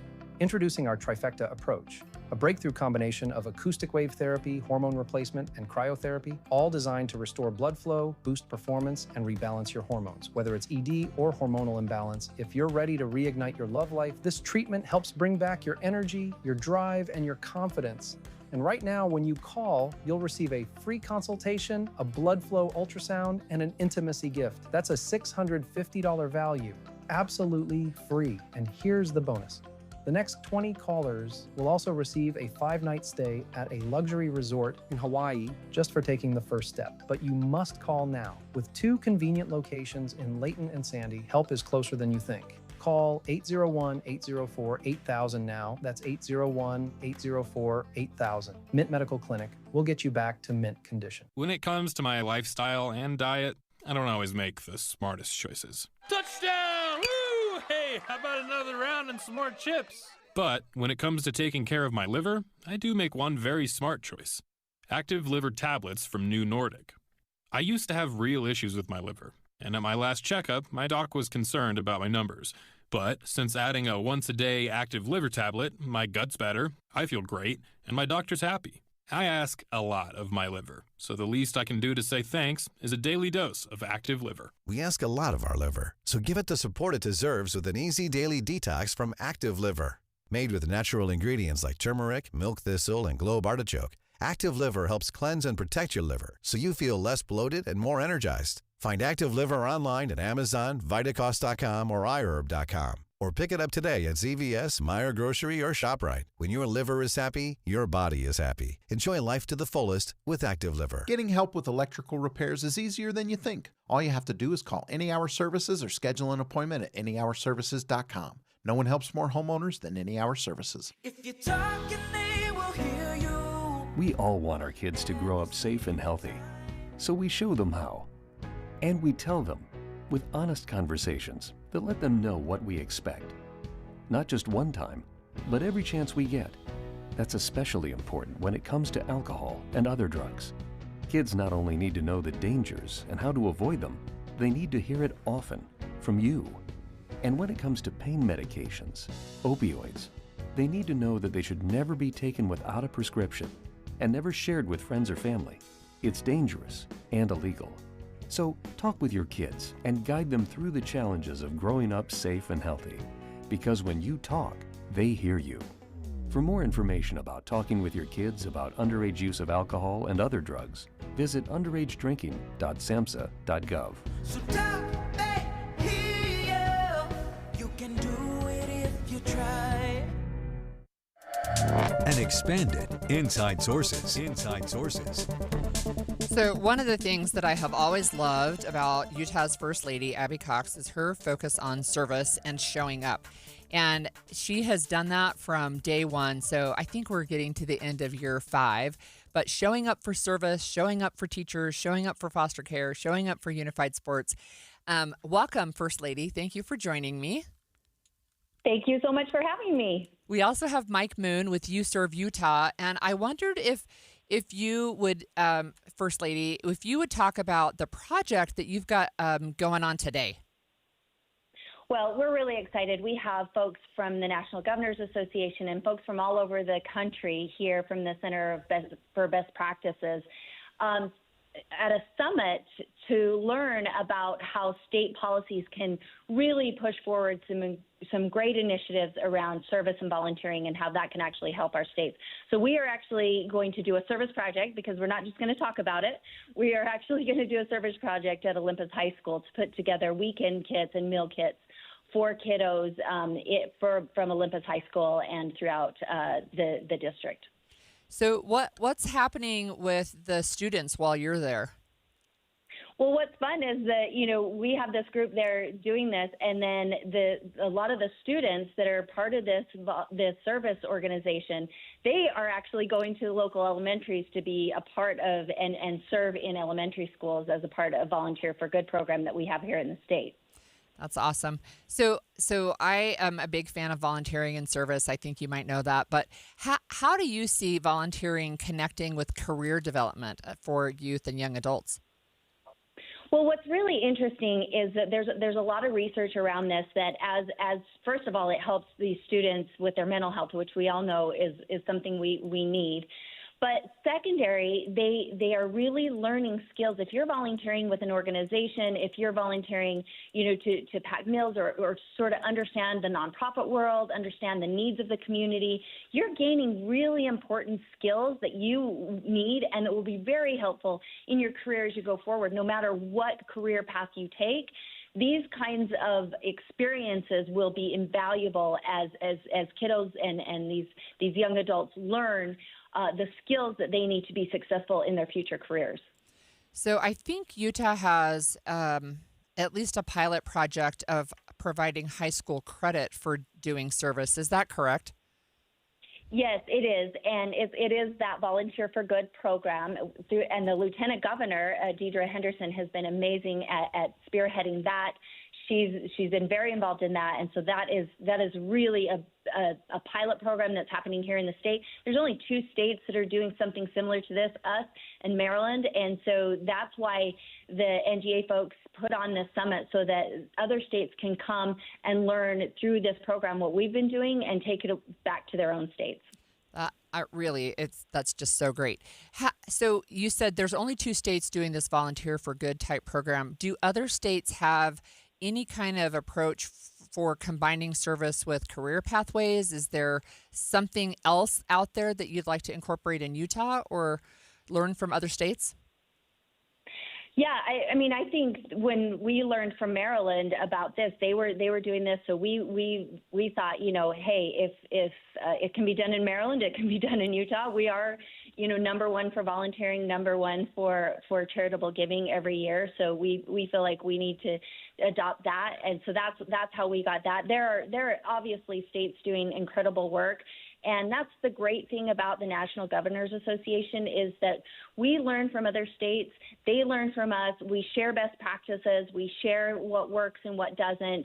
And so we're always looking for best practices and things that are going on out there that we can strategize and make happen here in the state of Utah. So it's always a learning network, and it's an incredible organization for doing that. So you mentioned Maryland, and if I remember correctly, that's Governor Wes Moore. And wasn't he part of Governor Cox's Disagree Better campaign? Yeah, so he's a member of NGA, Maryland, and so he did a commercial. They did commercials when we were doing ads for Disagree Better, and he did one of the ads, and so as did many other governors across the country. They've continued to do things together with people across the aisle, which I think is really important. Frank Luntz, the pollster, a while ago said that the governors are the last adults in the rooms when it comes to politics, and it's really, I think now more than ever, such a great opportunity. Service is one of those things that brings us together. It doesn't matter, your politics. When you're working to serve the people that need you, that's a nonpartisan issue. So we're speaking with First Lady Abby Cox, the First Lady of Utah. Can you tell us, what do you where do you hope this goes? What kind of long-term impact do you want to see Volunteer for Good have in the state of Utah? Well, obviously we want to expand it. We want to give every student the opportunity that wants it to be able to access these kinds of programs, to be able to get out, volunteer, get the experience that they need to be successful. I also think beyond that, just an attitude and an expectation of service is really powerful in changing hearts and bringing people together. Again, like I said, this is one of those things that right now we have people that are so polarized, and we've seen this in the last several months, the tragedies that have gone on, the political violence. And this is one of the biggest tools that we have to help people to understand that other citizens of Utah and of the United States are not your enemies just because they have different political views than you do. And so for us, it really is this important thing that service brings people together. When you're serving, it doesn't matter if you're a Democrat or a Republican or what you believe. It really is that we're all working together for a common good. And that's what brings us together. Mike, let me just ask you a question really quick. Can you explain to our listeners what YouServe is and what your role is in this project today? Sure. YouServe Utah, and thank you, First Lady Cox. It's great to be on the podcast with you, is helping to operationalize the program. So they're conceptualized and led by our elected officials, and we're the boots on the ground, people that are helping to make it work. We're a state agency housed in the Department of Cultural and Community Engagement. And so I'm here at Olympus High right now putting all of the tables together for these NGA members to volunteer and have a great experience today. What we hope that the NGA members come away from this experience with is knowing Utah has their act together with regard to service. We have, as an example to that, the project will be super well organized that engages all people in a meaningful, valuable way. We also have cards that we give out to students that participate in volunteerism that say, you volunteered today, thank you. As a result of your volunteerism, you may have picked up these skills. You may have learned interpersonal communication. You may have learned civility that the First Lady was just talking about. You may have learned these things. That's important, right? Like, these are valuable, and here's how to talk about it in a job interview or on a resume or a college application. And so we try to really operationalize the experience that they have volunteering. Thank you so much. We've been talking with First Lady Abby Cox and Mike Moon with Youth Serve Utah. And look, both of you, I hope you'll have an opportunity to come back on our show and share additional service opportunities, maybe as we head into the holiday season. So thank you again, and good luck today. Will do. Thanks, Holly. Yep. Thank you. You are welcome. So we've also had ongoing conversations about artificial intelligence. It continues to get smarter. Some people disagree. Actually, my husband's one of them. But humans, not husbands, humans need to be able to keep up with AI. The University of Utah recently announced a minor in AI, and the dean of the Eccles School of Business will join us next to talk about that. 10:30 at KSL News Radio. I'm Amanda Dixon. Our top story, former Speaker of the House and current California Representative Nancy Pelosi announced this morning she is not running for re-election. ABC's Jay O'Brien is in Washington with more. Nancy Pelosi's office signaled that she would release a decision about what would be next for her after Election Day, and now it is the turning of a very significant page here on Capitol Hill. Someone who had an iron grip on the Democratic caucus when she was Speaker of the House. Someone who's been in in Congress since the late 1980s. Pelosi was the first female Speaker of the House. The Salt Lake City International Airport is on a list of 40 airports where flights will be cut because of the government shutdown. At this point, we have not been given a list of which flights will be cut. Delta released a statement saying they will work to give customers as much notice as possible about any changes to their flights, and they apologize for any inconvenience these changes may cause. The oldest school in Utah is up for sale. Roland Hall on 9th and 9th was originally built in 1921 after the private school was founded in 1867. The Salt Lake Tribune says the seller is contributing the historic building to a new joint venture with another developer.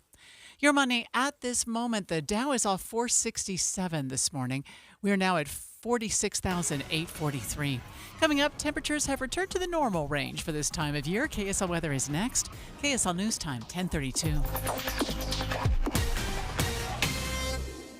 The sources where we get our news matters. When you listen to Utah's Morning News, we want you to feel the stories are important to you and trustworthy. This is Amanda Dixon. And I'm Andy Farnsworth. Join us weekday mornings on KSL News Radio. This holiday season, won't you help us by bringing joy to a young child? It begins with the Children's Center Utah's Hope and Healing online fundraiser. Now through Thursday, your donations will support essentials for therapeutic work, including tools, play materials, books, and art supplies, so children can better express emotions and heal. Your contributions will be vital. Local foundations and individuals are matching donations so that every gift will have maximum impact. It's 90 hours of giving to raise $90,000, which will provide 90 children with 4 sessions of family therapy. You can even make your gift in honor or in memory of a loved one or family member. Plus, the giving doesn't end when the 90 hours are over. The Children's Center Utah welcomes donations of winter clothing, diapers, and formula to support basic needs for families who struggle to afford essentials during these holiday months. Visit childrenscenterutah.org. Help a family this holiday season. The Children's Center Utah, where hope and healing happen. Attention Jazz Nation. We know you've been waiting on the edge of your seat, and the time has finally arrived. All tickets are available now. Let's go!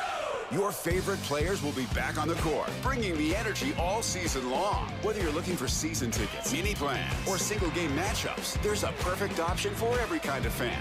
Show up loud and proud at Delta Center this season. Don't miss your chance to be part of the action. Buy your tickets today at utahjazz.com.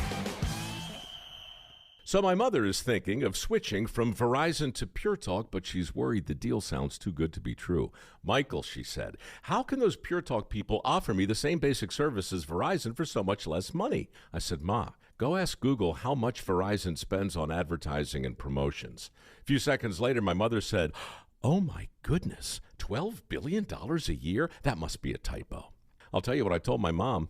It's not a typo. Verizon spends $12 billion a year on advertising and promotions, and their customers are paying for it. Well, Pure Talk doesn't spend that kind of money on commercials. Trust me, I would know. That's why they can offer you and my mother unlimited talk, text, and plenty of data on a crazy fast 5G network for just $25 a month. And if you're a business owner, you could really save a fortune.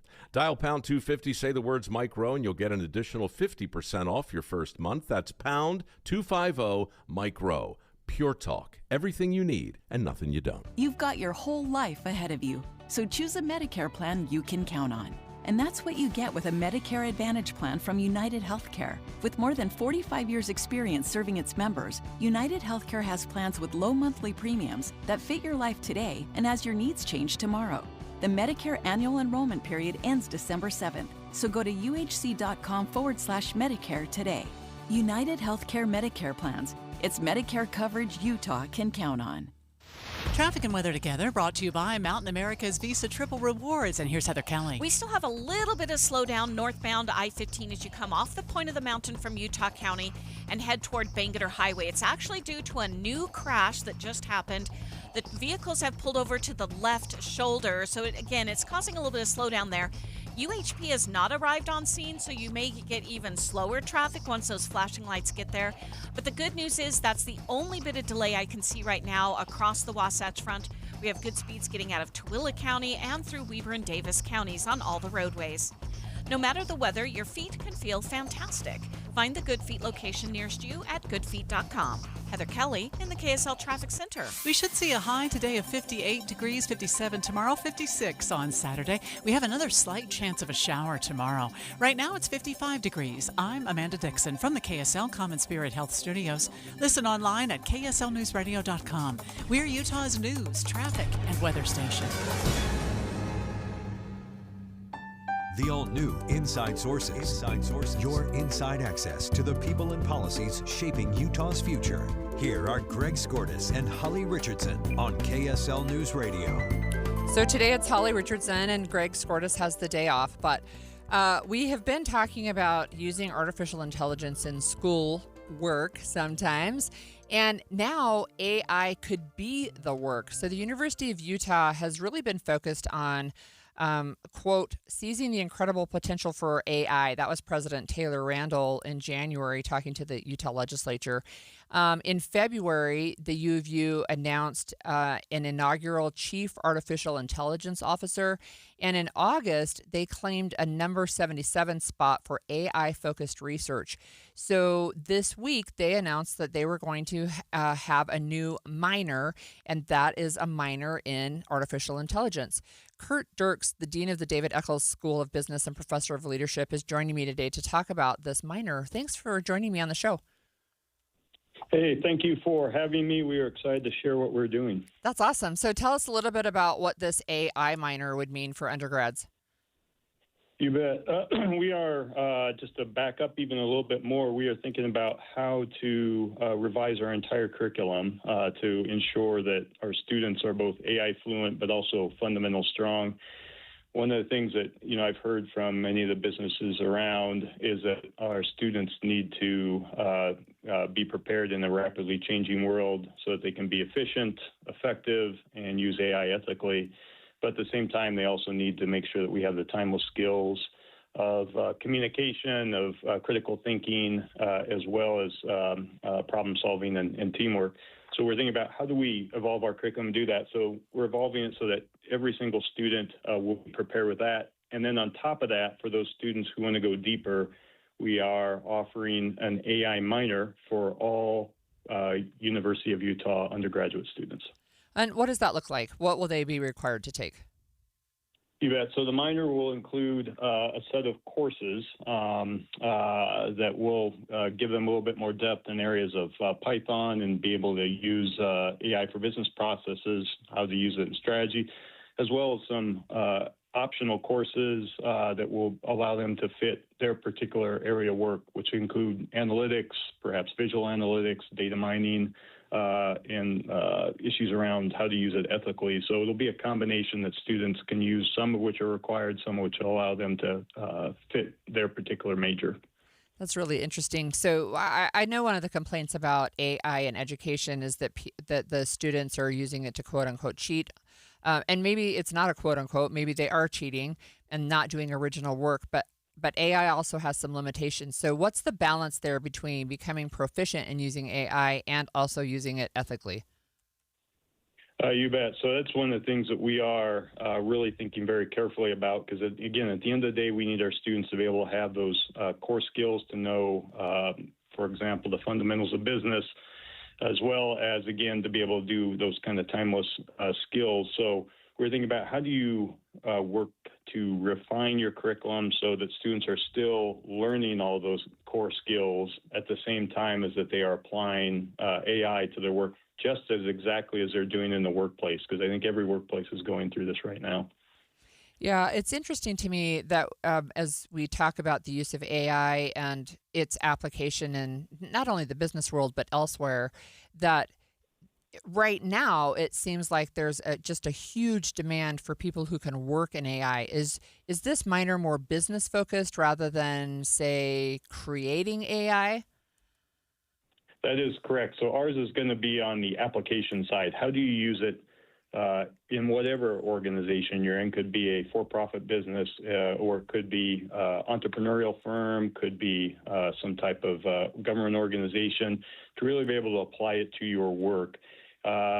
Other parts of the university, I believe engineering is working more on the technical side of how you can actually create AI on the technical aspect. So ours will be on the application of it for students. That's so interesting. When will this minor be first offered?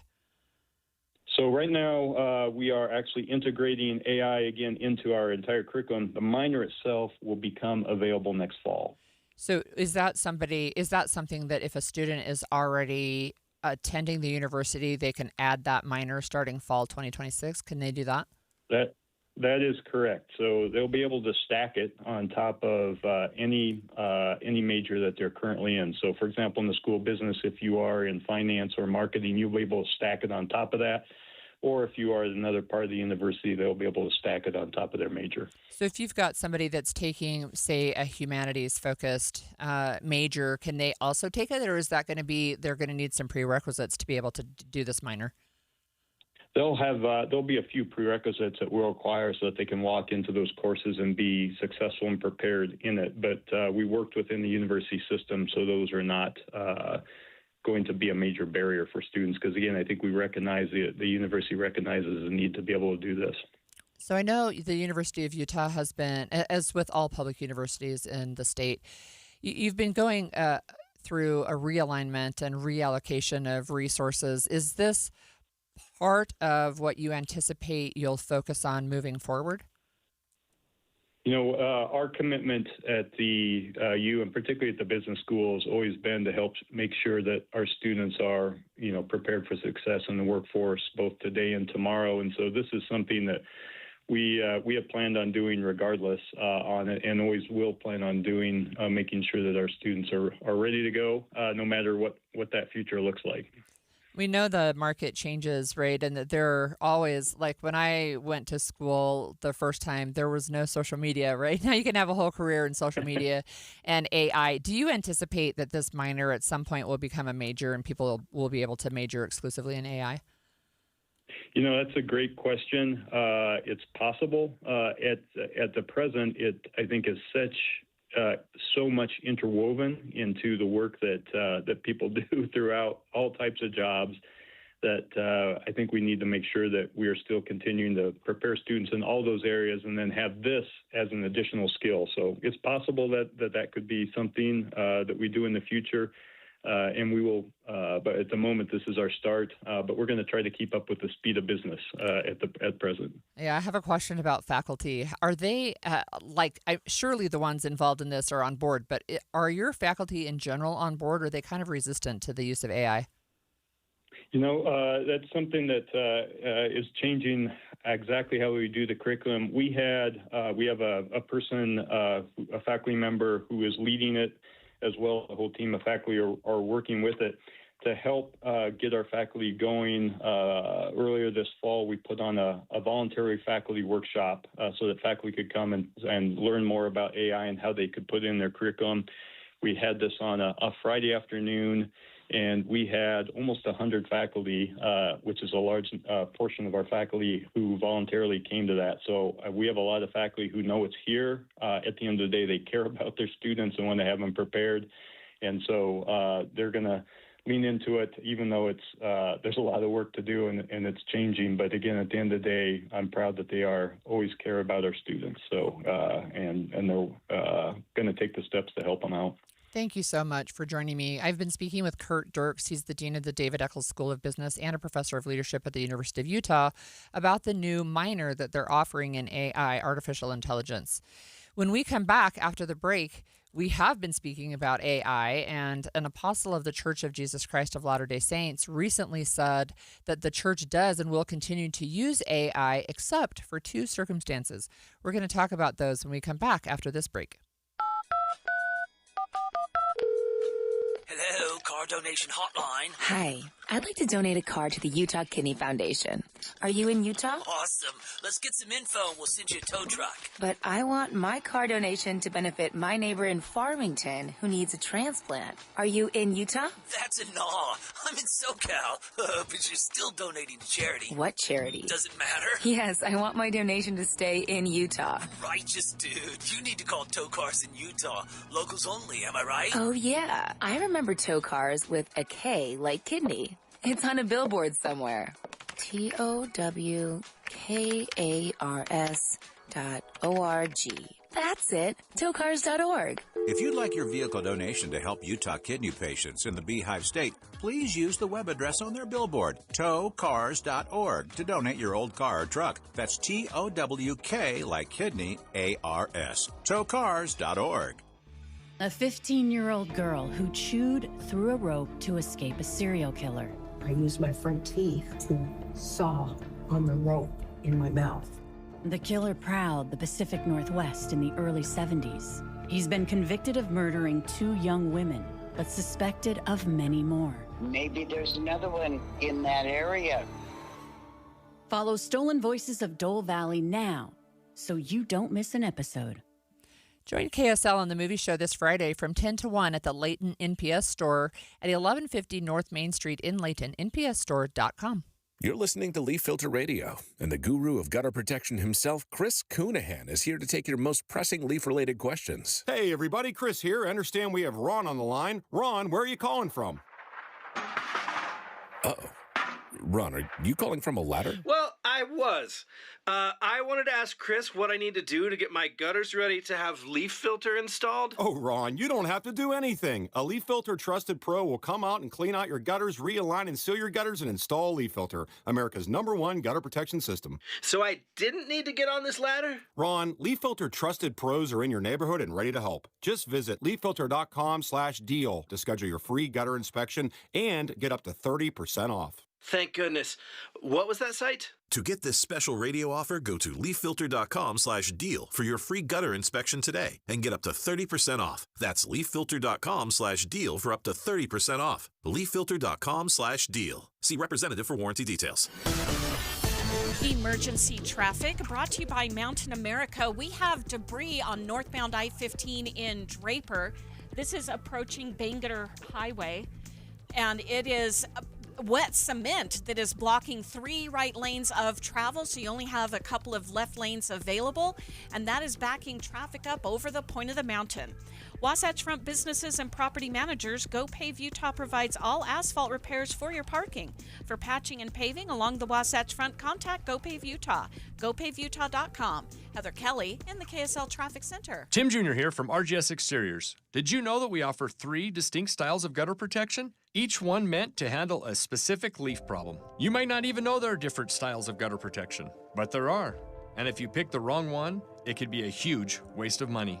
Now, the big gutter guard companies won't tell you this. They try to sell you a one-size-fits-all gutter guard. And it could be completely wrong for the amount and types of trees and leaves you have. Not RGS Exteriors. We understand which kind of leaf problem needs which kind of gutter guard. We'll do an in-depth evaluation to assess the types, locations, and numbers of trees in your yard. Based on that data, we match your home to the right gutter guard. So don't risk wasting money on the wrong gutter protection. For a free evaluation and estimate, call RGS Exteriors at 801-280-3110 or visit rgsexteriors.com. That's 801-280-3110 or rgsexteriors.com. Hi, this is Doug Wright, and when I think of the holiday season, I always think of the Western Nut Company. They have been part of our family celebration for as long as I can remember.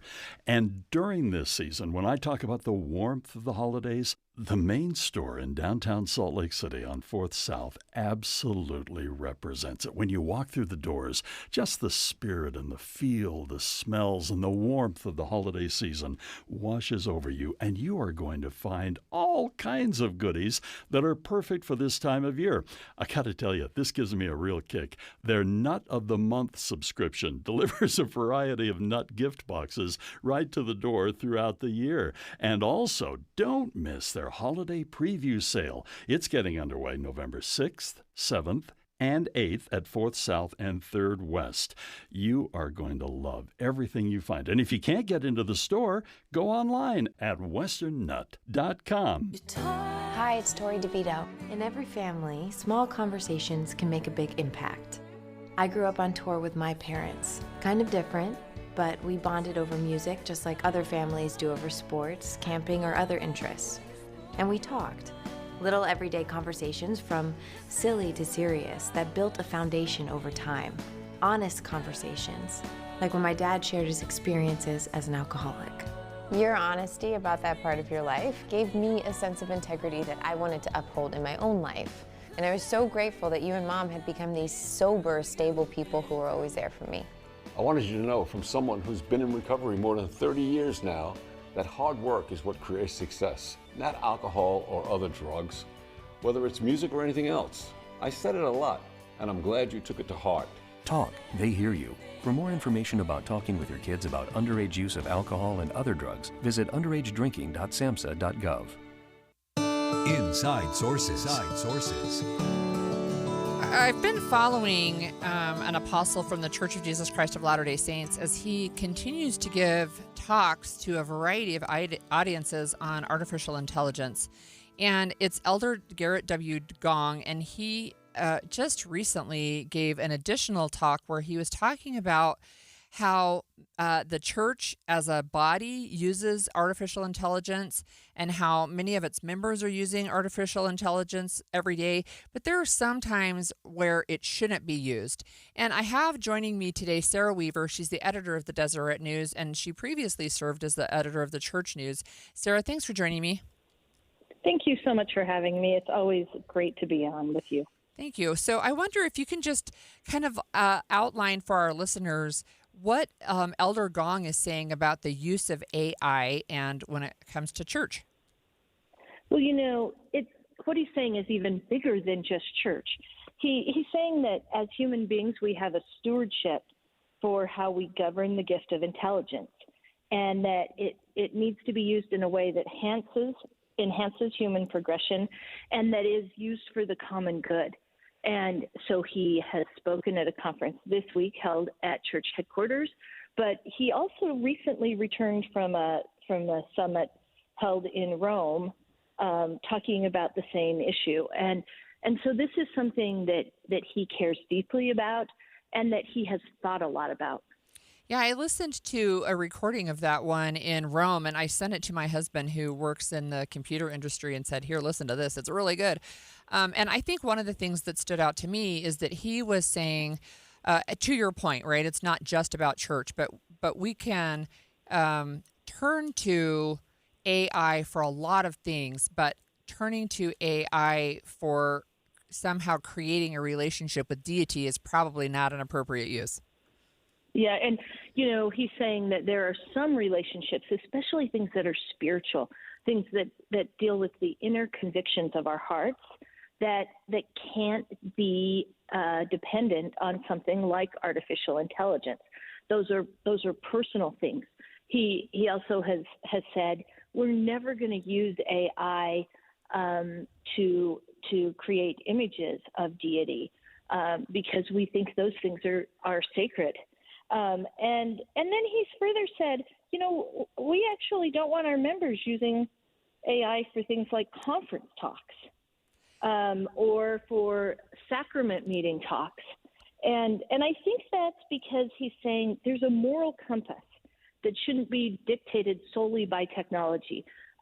If I were to interpret that, I'd think he was saying just because we can do something doesn't mean we should do something. So you mentioned talks in church, just the every week congregation. And I will tell you, I have a family member who recently gave a talk, and he said he plugged it into AI and said, okay, that was a good first draft. Now add this and this and this aspect so it sounded more personalized. And he said that it printed out a talk for him that was really good and people really liked it, he said. So it may be, for him, it may be a little difficult to step back from that. Well, and I think that we need to acknowledge that part of spiritual experiences, part of unifying experiences, the process is as important as the product. And so last Sunday, I went to services at the Unitarian Church of Salt Lake.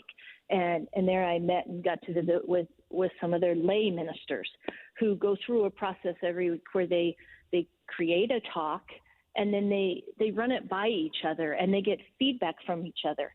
And when you think about that, there's growth that happens as people get feedback and talk to people and say, hey, what do you think? And so, yeah, there's a collective with technology that can pull from everything that's out there in this whole internet universe. But maybe we should think of certain things, especially things that have to do with our innermost convictions, as more of a spiritual or a moral process than something that has a fine conclusion. Yeah, I'm looking at an article in the Deseret News about this week's conversation, and he said, this is a quote from the article, "The church will seek to avoid wording that suggests that AI has emotions, judgment, moral agency, spiritual capacity, or divine authority." And, you chuckle, but we've talked on this show about people who have created almost even romantic relationships with AI, feeling like they're turning to AI for everything, and that becomes their only friend. Well, and even in the world of journalism, this is a constant question. How do we use AI? Do we want AI to replace the jobs of people? And certainly nobody wants to be replaced by a computer, but you can enhance your own work. Especially a journalist can enhance their own work by using AI as a tool. And so there is this line that you mentioned. You don't want to have a romantic relationship with something that is not real. You don't want to rely on something that's not real. But if you can use a technology that can enhance your work or that can speed up your processes, then in this fast-paced world, that is a good thing. I mentioned I listened to the one that he gave in Rome, and one of the things that struck me there is he was asking a broader faith audience there to consider what he thought we needed with religious information in AI was what the people from each of those religions would be comfortable with. In other words, you're not going to have somebody who is anti-Muslim writing for AI what Muslims believe, right? And the same thing for the Church of Jesus Christ of Latter-day Saints or for other Christian denominations, for the Jewish faith. And that was something that really stood out to me, that he was saying, look, we need to have basically dispassionate information in AI, and a lot of that comes down to who's doing the programming and where it's getting their information. Yeah, and we all want to make, in essence, technology smarter. There's another issue to this that my colleague Tad Welch wrote about in a weekly newsletter that he sent out for the Deseret News, and it was that AI might actually change who we are, and that we have to adapt. He wrote about how at one point nobody needed a gym because they had farms, and they didn't have cars, so they walked all over. And then as innovations came about, they had to adapt because their muscles were not getting the exercise they were once, and they had to find ways to enhance the muscles in their body. And then Tad posed a question that said, hey, if we stop riding, are we going to be good riders? If we stop having to think through important issues, are we going to be good thinkers? And so he posed this question that I think is so interesting. He says, what are we going to do as a society to strengthen the brain muscles that technology or AI might weaken?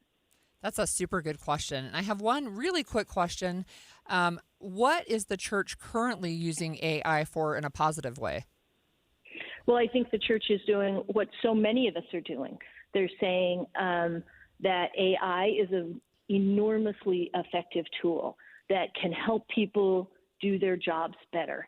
And the church has always embraced technology in ways that can help them further the work that they're doing.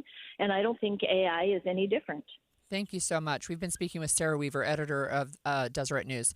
Look, the shutdown, the loss of SNAP benefits, overall economic uncertainties, the holidays, they can increase the rates of domestic violence. We're going to talk with the Domestic Violence Coalition when we come back after the break.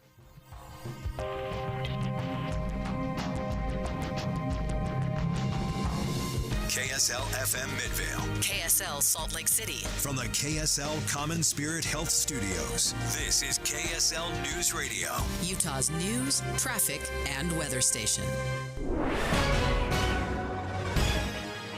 KSL 11 o'clock at KSL News Radio. I'm Claire Scott. KSL's top story this hour. Utah Valley University is expanding its police force after the shooting death of political activist Charlie Kirk on their campus. Campus leaders took strong criticism over security during Kirk's September appearance. KSL News Radio's Brianna Willis reports. The university currently has a police force of 23 officers and around 32,000 students. And even while they're looking to add 8 more officers, data from the Department of Justice shows to match the average of other universities, they would need to add at least 64 more officers. In addition to 8 officers, UVU is hiring 2 more safety managers to help plan security at future events. Our top national story this hour from ABC News. President Trump has announced a deal with 2 major drug companies to lower the cost of weight loss drugs in the U.S. Eli Lilly and Novo Nordisk are committing to offer Zepbound and Wegovy at most favored nations rates for American patients. Once the federal government initiative launches, patients using the service can buy the drugs directly at roughly $350 a month. That's over $100 cheaper for those currently paying out of pocket. Your money at this moment, the Dow is down 426 points. The S&P is down 64 points. And coming up, cooler temperatures. KSL weather's next. KSL News Time, 11:01.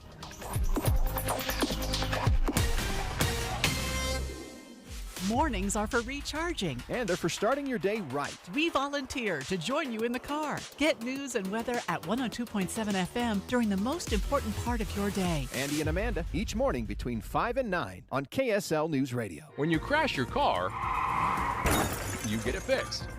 When your computer crashes, you get a new one. But what will you do if you've been saving in a 401k or an IRA and the market crashes? If you're in your 30s or 40s, you'll be just fine. But if you're in or near retirement, you could be in trouble. Mike Stevens and his team at Capital Wealth Advisors are here to help. They can run a risk analysis to see if you're too heavily invested in the market. Don't let the ups and downs of Wall Street control you or your retirement dreams. Call 801-210-5500 today to schedule your risk analysis with Mike Stevens and the team at Capital Wealth Advisors. That's 801-210-5500. Crashes happen. Question is, are you ready? Capital Wealth Advisors, 801-210-5500. Investing involves risk, including the potential loss of principal. Advisory services offered through Capital Wealth Advisors, LLC, a state of Utah registered investment advisor. This holiday season, won't you help us by bringing joy to a young child? It begins with the Children's Center Utah's Hope and Healing online fundraiser. Now through Thursday, your donations will support essentials for therapeutic work, including tools, play materials, books, and art supplies, so children can better express emotions and heal. Your contributions will be vital. Local foundations and individuals are matching donations so that every gift will have maximum impact. It's 90 hours of giving to raise $90,000, which will provide 90 children with 4 sessions of family therapy. You can even make your gift in honor or in memory of a loved one or family member. Plus, the giving doesn't end when the 90 hours are over. The Children's Center Utah welcomes donations of winter clothing, diapers, and formula to support basic needs for families who struggle to afford essentials during these holiday months. Visit childrencenterutah.org. Help a family this holiday season. The Children's Center Utah, where hope and healing happen. Constipation with belly pain that keeps coming back and back and back. If your symptoms keep coming back, talk to your doctor. It could be irritable bowel syndrome with constipation or IBS-C. Linzess could help you get ahead of it. Linzess linaclotide is a prescription medicine that treats IBS-C in adults. It's not a laxative. It's a once-daily pill that helps you get ahead of your symptoms. It's proven to help you have more frequent and complete bowel movements and helps relieve overall abdominal symptoms, belly pain, discomfort, and bloating. These symptoms were studied in combination, not individually. Do not give Linzess to children less than 2. It may harm them. Do not take Linzess if you have a bowel blockage. Get immediate help if you develop unusual or severe stomach pain, especially with bloody or black stools. The most common side effect is diarrhea, sometimes severe. If it's severe, stop taking Linzess and call your doctor right away. Other side effects include gas, stomach area pain, and swelling. Talk to your doctor and say yes to Linzess. Learn more at linzess.com or call 1-800-LINZESS. Emergency traffic and weather together, brought to you by Mountain America's Visa Triple Rewards. Here's Heather Kelly. Well, this is for drivers on northbound I-15 trying to get out of Utah County. You are pretty much at a standstill just after you pass Timpanogos Highway, that's SR 92, and try to make it up the hill over the point of the mountain. It's due to wet cement that spilled on the freeway just before you get to Bangerter Highway. 3 right lanes of the freeway are blocked. There's only 3 left lanes open, and that's what has traffic at a crawl. Now, the good news is once you get past all that, you've got really good speeds the rest of the way into downtown Salt Lake or heading into Davis County if that's where you want to go. There's also no delays southbound I-15 through Weber and Davis County or on the rest of the major freeways across the Wasatch Front. Try UTA and get more done while you ride. Games, work, books, shows, you'll be too busy to notice all the traffic you're missing. Plan your trip at rideuta.com. Heather Kelly in the KSL Traffic Center. Today we're looking at a high of 58 degrees with partly cloudy skies. Tomorrow, clouds move in with a chance for rain. Highs remain in the upper 50s through the weekend. Right now, 54 and partly cloudy. I'm Claire Scott from the KSL Common Spirit Health Studios. Listen online at kslnewsradio.com. We're Utah's news, traffic, and weather station.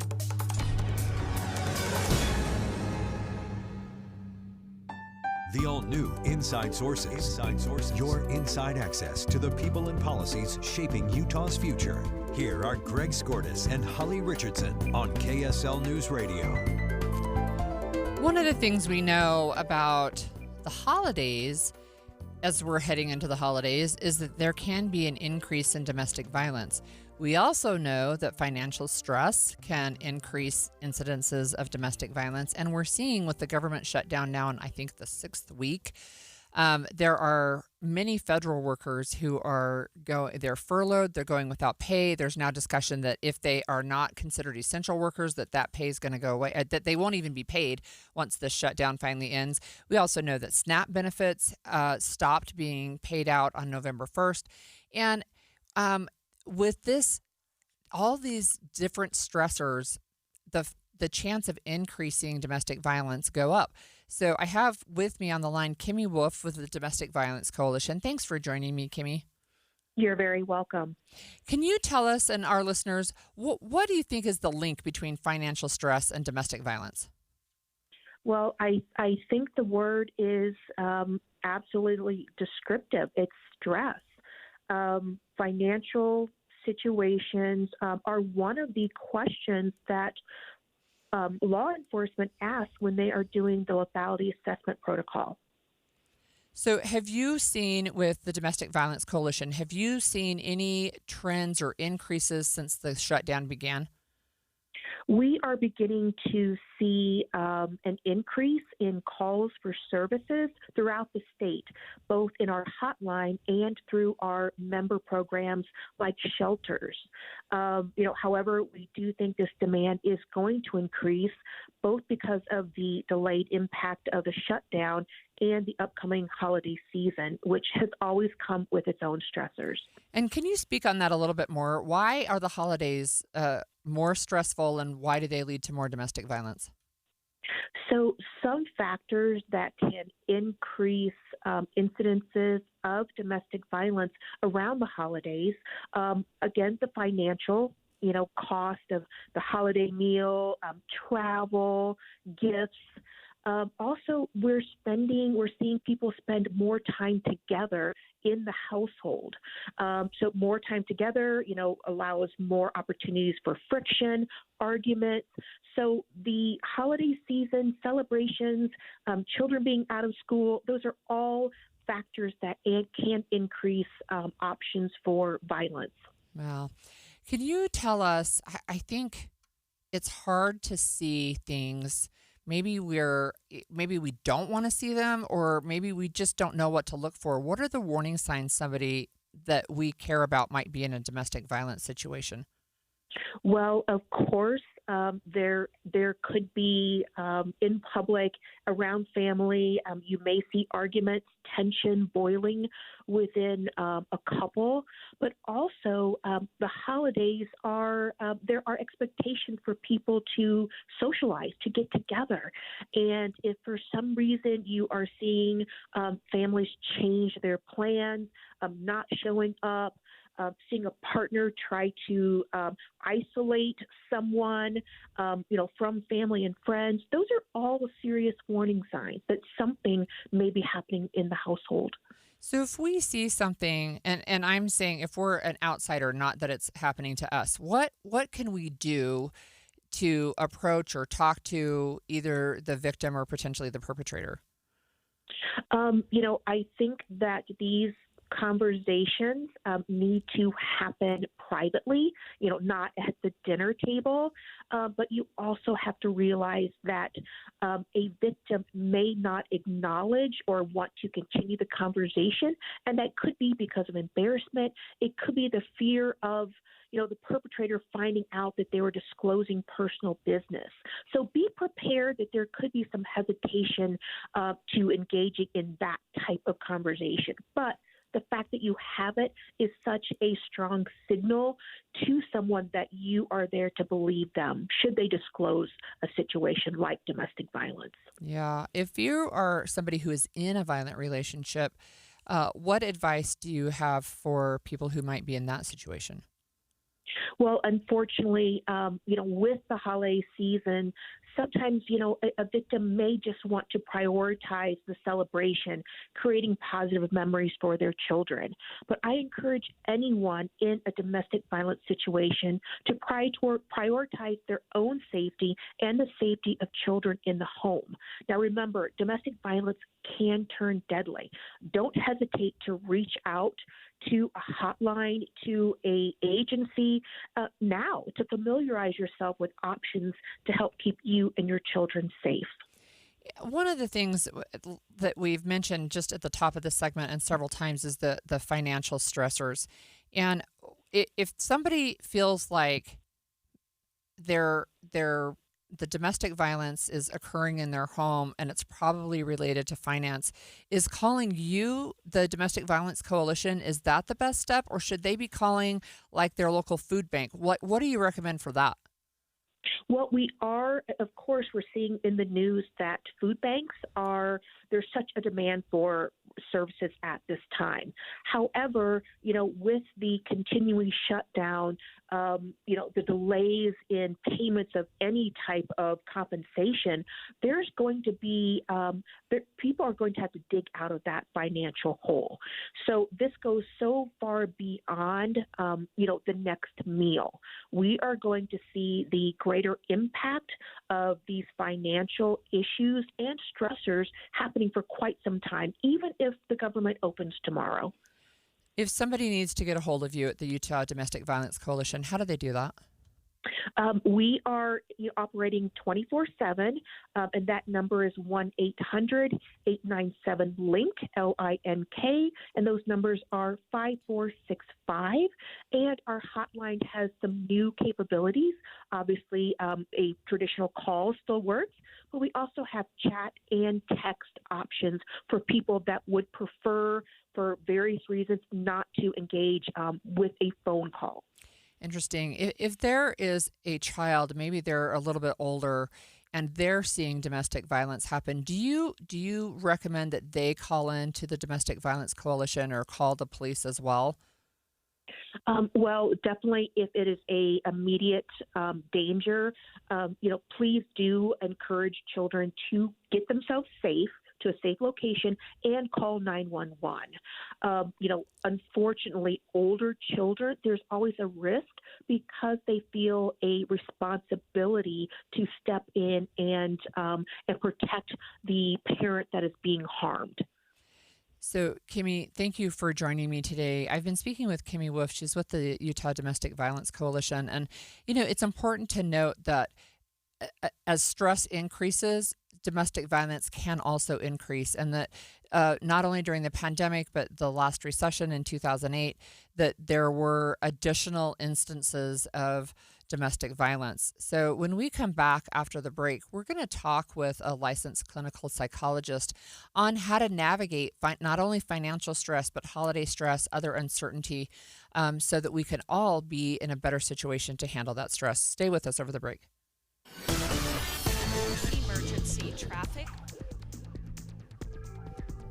Emergency traffic brought to you by Mountain America. We have about 3 miles of stopped traffic northbound I-15 starting at Timpanogos Highway in Lehi over the point of the mountain to just before Bangerter Highway. This is due to a cement spill. It's wet cement blocking 3 right lanes of the freeway. So everybody's moving to the left, and you may want to consider an alternate route if you can, getting out of Utah County right now. Wasatch Front businesses and property managers, GoPave Utah provides all asphalt repairs for your parking. For patching and paving along the Wasatch Front, contact GoPave Utah, gopavutah.com. Heather Kelly in the KSL Traffic Center. Most folks wait till January to say, I should probably fix this or do something about how you feel. But you know what? You're going to go into 2026 with the resolution already done, because Soda helps you lose the weight now, so your New Year's all celebration. You and I both started our Soda weight loss journey in October and November, right? And I loved going into holiday parties knowing I had a plan. It wasn't just, I'm going to try not to. It was, this is my plan, because I've spoken with a nutritionist and I get a jump start on that, first of the year goal by beginning Soda weight loss right now. Yeah, there's no guesswork. You're supported every step of the way, and you need that. And right now, there's an amazing offer from Soda for you and your partner. You join, and your partner joins for free. So why gain 20 pounds just to lose it in the new year? Go to Soda Weight Loss today and begin today. That's sodaweightloss.com, SOTA weightloss.com, because Soda is, say it with me, Amanda, state of the art. Hi, this is Derek Overstreet, president of the New Millennium Group and co-host of Stop Working, Start Living with KSL News Radio. Can you imagine what your life would be like if you could retire 3 to 5 years earlier than you thought possible? The things you could do, the loved ones you could spend time with, the memories that you could create. That's what our team at the New Millennium Group does. We'll walk you through the entire process every step of the way. If you'd like to get a copy of the 5-step proprietary plan that will help you retire 3 to 5 years sooner than you thought possible, give us a shout right now. 888-999-6370. That's 888-999-6370 or utahsfinancialplanner.com. Listen, most of our listeners right now have a tax problem, not a money problem. There's not enough money in Social Security Medicare as it is.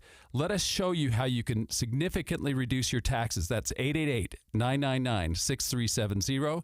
888-999-6370 or utahsfinancialplanner.com. At BMW of Pleasant Grove, we believe that driving should be more than just a commute. It should be an experience. Feel the perfect fusion of performance, technology, and luxury with our stunning lineup of new and certified pre-owned BMWs. From the exhilarating drive of a 3 or 5 Series to the spacious elegance of an X7, experience a transparent and effortless car buying experience. Visit us at bmwofpg.com. BMW of Pleasant Grove. The ultimate driving machine is closer than you think. You're listening to Leaf Filter Radio, and the guru of gutter protection himself, Chris Coonahan, is here to take your most pressing leaf-related questions. Hey, everybody, Chris here. I understand we have Ron on the line. Ron, where are you calling from? Uh-oh. Ron, are you calling from a ladder? Well, I was. I wanted to ask Chris what I need to do to get my gutters ready to have Leaf Filter installed. Oh, Ron, you don't have to do anything. A Leaf Filter Trusted Pro will come out and clean out your gutters, realign and seal your gutters, and install Leaf Filter, America's #1 gutter protection system. So I didn't need to get on this ladder? Ron, Leaf Filter Trusted Pros are in your neighborhood and ready to help. Just visit leaffilter.com/deal to schedule your free gutter inspection and get up to 30% off. Thank goodness. What was that site? To get this special radio offer, go to leaffilter.com/deal for your free gutter inspection today and get up to 30% off. That's leaffilter.com/deal for up to 30% off. leaffilter.com/deal. See representative for warranty details. Save $2,500 on a new furnace and air conditioner from Any Hour Services. For more information, call Any Hour Services or schedule a free estimate online at anyhourservices.com. Email from school about the incident today. Scary. Tell me about it. Did you have any idea that was going on? None. I mean, you saw Derek at the game last night, too. Did you have a clue? No, but you know, teachers like me, parents, we don't always know as much as you guys do. Kids hear first about what's going on with other kids. Half the time, it's rumors. It can be hard to tell sometimes, but if you're ever concerned about a friend who's having trouble with alcohol, prescription drugs, bullying, violence, anything, you need to tell an adult. Mom or me, a teacher, coach, school counselor, someone you know and trust. Dad, no kid is gonna tell an adult about that kind of stuff. I get it, but if we don't know, we can't help. Speaking up about a problem, that's what helping a friend is all about. For more information, visit underagedrinking.samhsa.gov. The new Inside Sources. The world can be stressful. The holidays can be stressful. The government shutdown is stressful. And we're able to confirm that the Salt Lake City Airport is on the list that is reducing flights. So that's stressful if you're traveling. And so being able to manage that stress is really more important than ever. I have on the line with me Tom Golightly. He's a licensed clinical psychologist who's going to talk to us about ways to manage our stress. Welcome to the show. Thanks for joining us, Dr. Tom. Thanks for having me. I appreciate it. Look, this is one of the things that I think about. It just reminds me of there's like a cartoon or something, right? A person goes to work, their boss yells at them, they go home, they yell at their spouse yells at the kid, and the kid goes and kicks the dog. Yeah, when we have so much difficulty and what I would say is uncertainty, our minds are kind of set up to want to crave that predictability. It wants some semblance of control. And when we have so many moving pieces that aren't resolved, then we do things that we normally wouldn't do to find that control, to find that predictability, right? And when we feel like we've got a loss of power, or we feel like we're not going to be able to control situations that are normally pretty controllable, we are going to look for ways that we lash out. And it's really, really a struggle to do that, because our brain is going to close that loop with maybe the most catastrophic endings, and it's going to create permanent things. And so we feel like we're stuck in this uncertainty forever, when indeed it is a temporary situation. It's indefinite, but it is temporary, and it's difficult to let go of the discomfort of uncertainty. So how do we do that? So part of what I think is really, really important is that we are intentional about a couple of things. While we don't control government shutdown, while we don't control flights getting canceled, or all of the other difficulties that come along with a government shutdown, what do we still control? How can we still live our life? Do we still set up a schedule, a daily schedule? Do we still kind of engage in some physical activity? Are we able to manage the things that are in our ability to control, and reminding ourselves of the things that we can do instead of all of the things that we can't do? So it's important to ground ourselves in the things that we still have control over. The other thing to be intentional about is to be to remind yourself intentionally that this is temporary. This is not going to last forever. This has been the longest government shutdown. And hopefully it's somewhere, the end is somewhere in sight, but it is a temporary situation, and these things aren't going to pass with our knowledge of when it will pass, but they will pass. So it's important to do that. The other thing is to find some comfort with discomfort. I know that sounds kind of weird, but if we can tolerate the discomfort and know where it's coming from, then we're less likely to misdirect it in other places. So it's really understanding your emotional state, doing some work on understanding how you're feeling and validating yourself for some of those fears and the difficulty with uncertainty. So it's being brave and letting go of the need to lash out from that place, but understand where it's coming from and engage in some ways to manage that emotion instead of finding coming home and yelling at the kid and the kid kicking the dog. Right. I know that there are people who are experiencing financial stress that are not directly related to the government shutdown, and maybe they don't see an end coming. What do you recommend for coping strategies for families who feel like they're under severe financial pressure and maybe don't see an end in sight? I think what's really important, going back to what are the things that I can do, is one, doing, all of the financial things that you can manage, right? And relying on the non-government social helps, family helps, those types of things. I think so many times, and I've seen this in my life, when I want help, I'm really struggle to ask for that help, and whether that's shame or whatever it is that gets in the way, I don't want to resolve the difficulty by reaching out, but there are supports and the people that are around that are willing to help. If you don't have family, if you don't have some of those other things, what are some other local resources that are available that aren't through the federal government? And I think that's a really important component. The other thing is we kind of have a hierarchy of needs, and if we can, when we look at those needs, if we can get the basic needs met, that sometimes causes the most strain, as we're used to paying attention to a different level of needs. When everything is taken care of, then we can pay attention to emotional health and some of those other higher order components. But when we don't have the basics of food and biological needs taken care of, it's hard to drop our mentality to, I'm a little bit more in this mode. So it's accepting that this is where I'm at and this is how I need to engage differently, which is a very different way of engaging when you're at a different level in that hierarchy of needs. Yeah. I know that kids can really pick up on stress from parents, stress in the household. How do we appropriately talk to our kids about financial stress that the family might be going through, or even food insecurity? How do we do that? I think the big thing is to be direct, but not direct as you would be with an adult, and helping them manage, try to take away the uncertainty from them as much as possible. So if it's an adult problem, it's not, it does impact the child, but it's the adults to kind of work through and solve.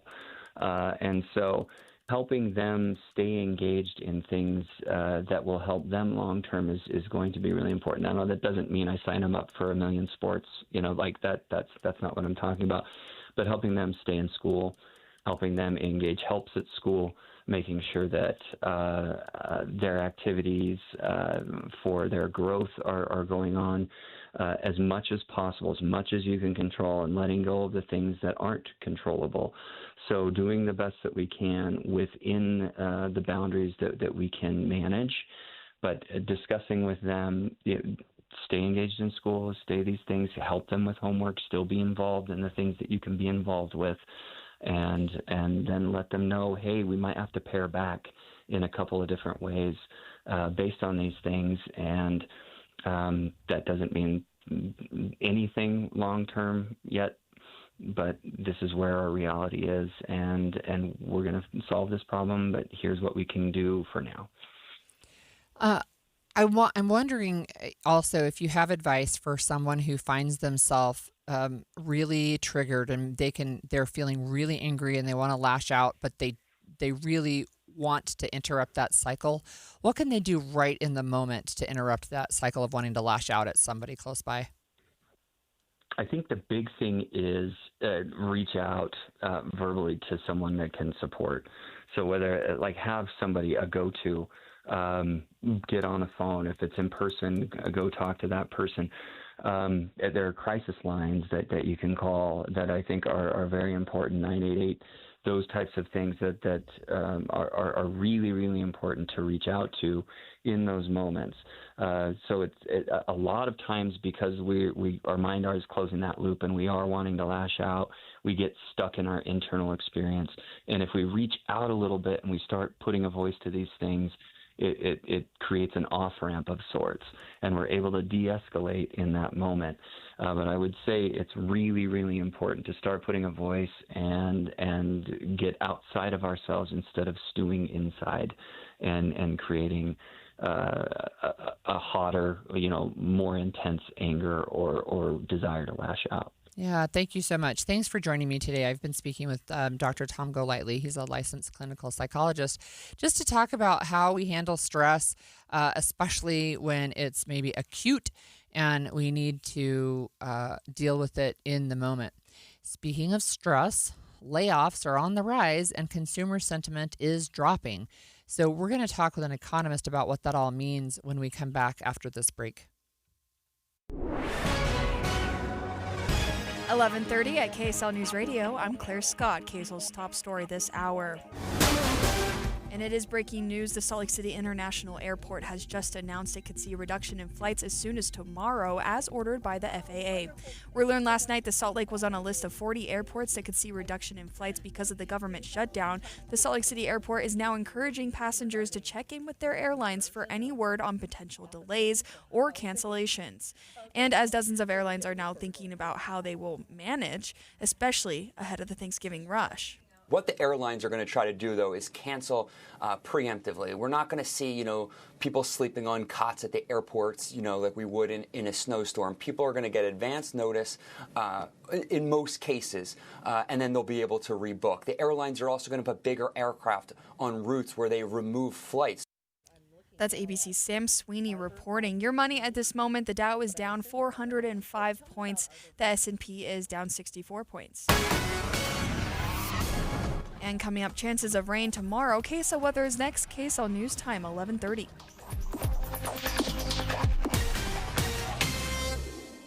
A reminder about the simplest way to get updated for your day. Hit your KSL preset when you jump in the car, and we'll take care of the rest. Hear key news updates and traffic reports. Andy and Amanda from 5 to 9 in your car. KSL News Radio at 102.7 FM. You're listening to Leaf Filter Radio, and the guru of gutter protection himself, Chris Coonahan, is here to take your most pressing leaf-related questions. Hey, everybody, Chris here. I understand we have Ron on the line. Ron, where are you calling from? Uh-oh. Ron, are you calling from a ladder? Well, I was. I wanted to ask Chris what I need to do to get my gutters ready to have Leaf Filter installed. Oh, Ron, you don't have to do anything. A Leaf Filter Trusted Pro will come out and clean out your gutters, realign and seal your gutters, and install Leaf Filter, America's #1 gutter protection system. So I didn't need to get on this ladder? Ron, Leaf Filter Trusted Pros are in your neighborhood and ready to help. Just visit leaffilter.com/radio to schedule your free gutter inspection and get up to 30% off. Thank goodness. What was that site? To get this special radio offer, go to leaffilter.com/radio for your free gutter inspection today and get up to 30% off. That's leaffilter.com/radio for up to 30% off. leaffilter.com/radio. See representative for warranty details. I'm Navy vet Phil Briggs, here for Navy Federal Credit Union. I always love Veterans Day because it's when I see my buddies posting up pictures of us when we were younger and built for speed. Navy Federal Credit Union also celebrates veterans of all branches and their families every day of the year. As a veteran, you can become a member and access exclusive rates, discounts, and financial tools for the whole family. So become a member today at NavyFederal.org/veterans. Navy Federal Credit Union. Our members are the mission. Navy Federal is insured by NCUA. Okay, I have to tell you, I was just looking on eBay where I go for all kinds of things I love, and there it was. That hologram trading card. One of the rarest. The last one I needed for my set. Shiny like the... Designer handbag of my dreams. One of a kind. eBay had it, and now everyone's asking, ooh, where'd you get your... Windshield wipers. eBay has all the parts that fit my car. No more annoying. Just beautiful.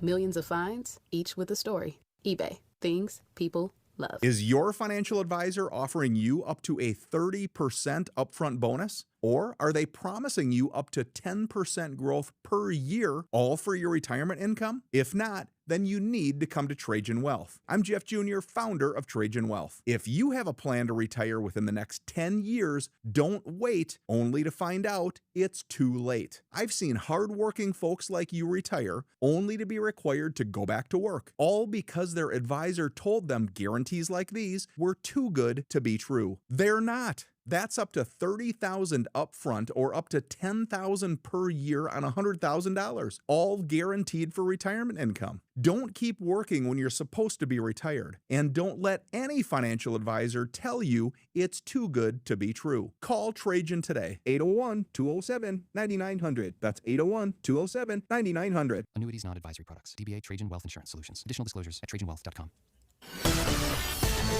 Emergency traffic and weather together, brought to you by Mountain America's Visa Triple Rewards. Here's Ricky Meese. No relief yet if you're on northbound I-15 coming from Utah County into Salt Lake County.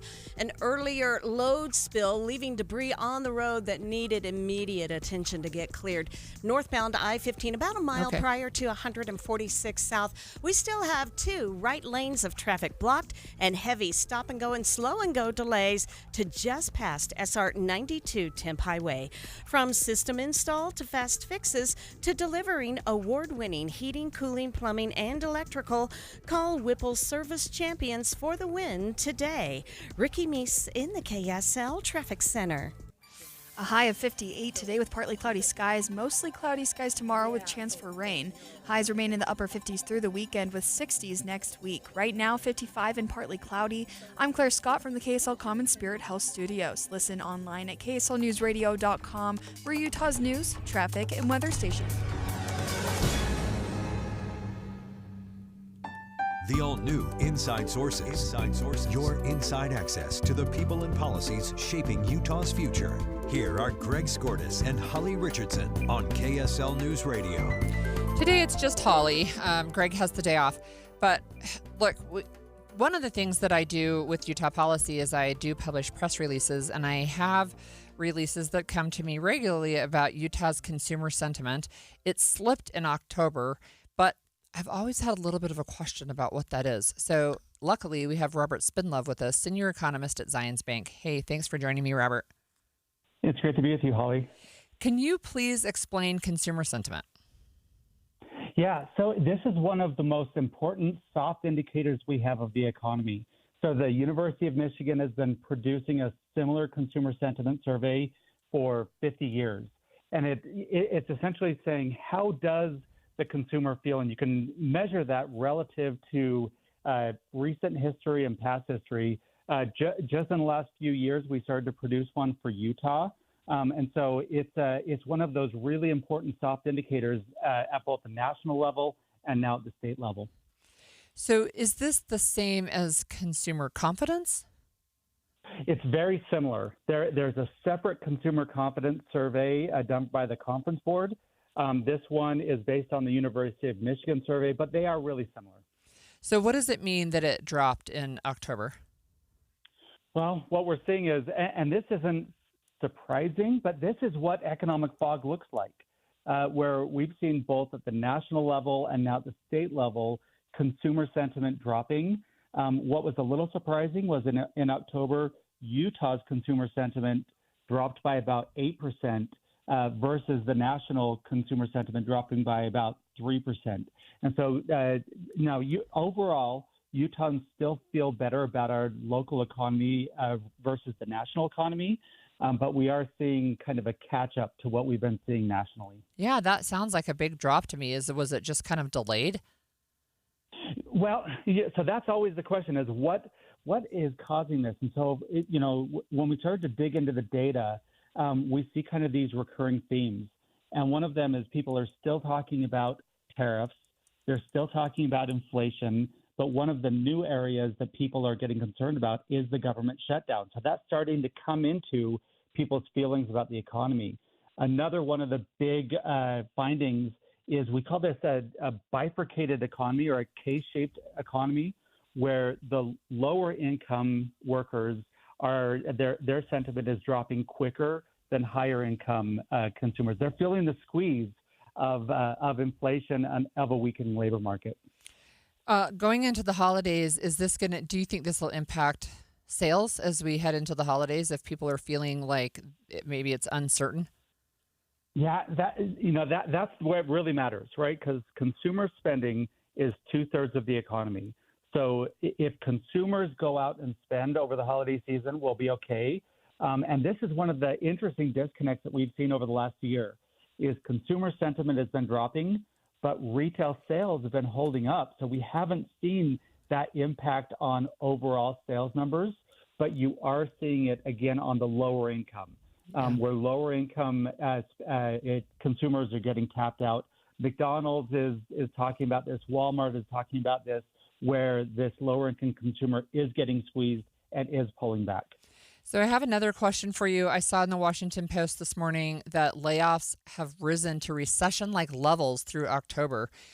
What is that telling us? So, okay, here's another kind of disconnect that we're seeing in the economy. So it's the highest level. So this is, now remember, we're not getting government data. So we don't know exactly what's going on. So we're trying to cobble together all these private sources of labor market indicators. This is a private source. This is Challenger Gray and Christmas. And they said this is the largest amount of layoff announcements since the pandemic. And it's over 1 million. So that's a big number. So that means that, we're seeing this pullback in the labor market. Now, on the other side, here's the struggle. When you look at one of my top indicators of the labor market at our local level is weekly unemployment insurance claims. So on a weekly basis, we get a report of how many people are filing for unemployment. In a typical recession, that'll hit 4,000 or 5,000. Last week, it was 1,500.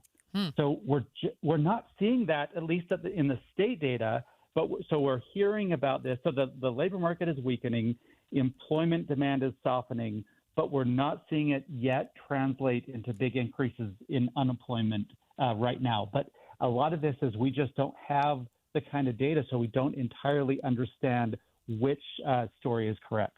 Gosh, that is so interesting and so almost mind-boggling, right? Mixed messages for sure. All right, thanks, Robert. That was Robert Spendlove, senior economist at Zions Bank. Now we're going to pivot to more frustrating news.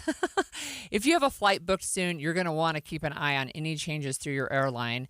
So Transportation Secretary Sean Duffy just announced that air traffic will have a major reduction because of failure to pay air traffic controllers. And we just learned that Salt Lake City International Airport is on that list. Jessica Cartalia, national correspondent for News Nation, is on the line with me today. Thanks, Jessica, for joining me.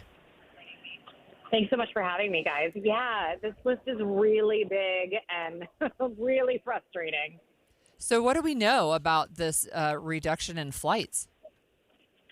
So here's what we know thus far. Starting tomorrow, flights will be cut by 10% at 40 major airports. We are sitting in Newark International Airport, which already has trouble to begin with. But some of the other airports that are impacted, Atlanta, Boston, Philly, LA, BWI, Dallas, Miami. We also see some of the smaller airports like San Diego also impacted, and then you guys, of course, in Salt Lake.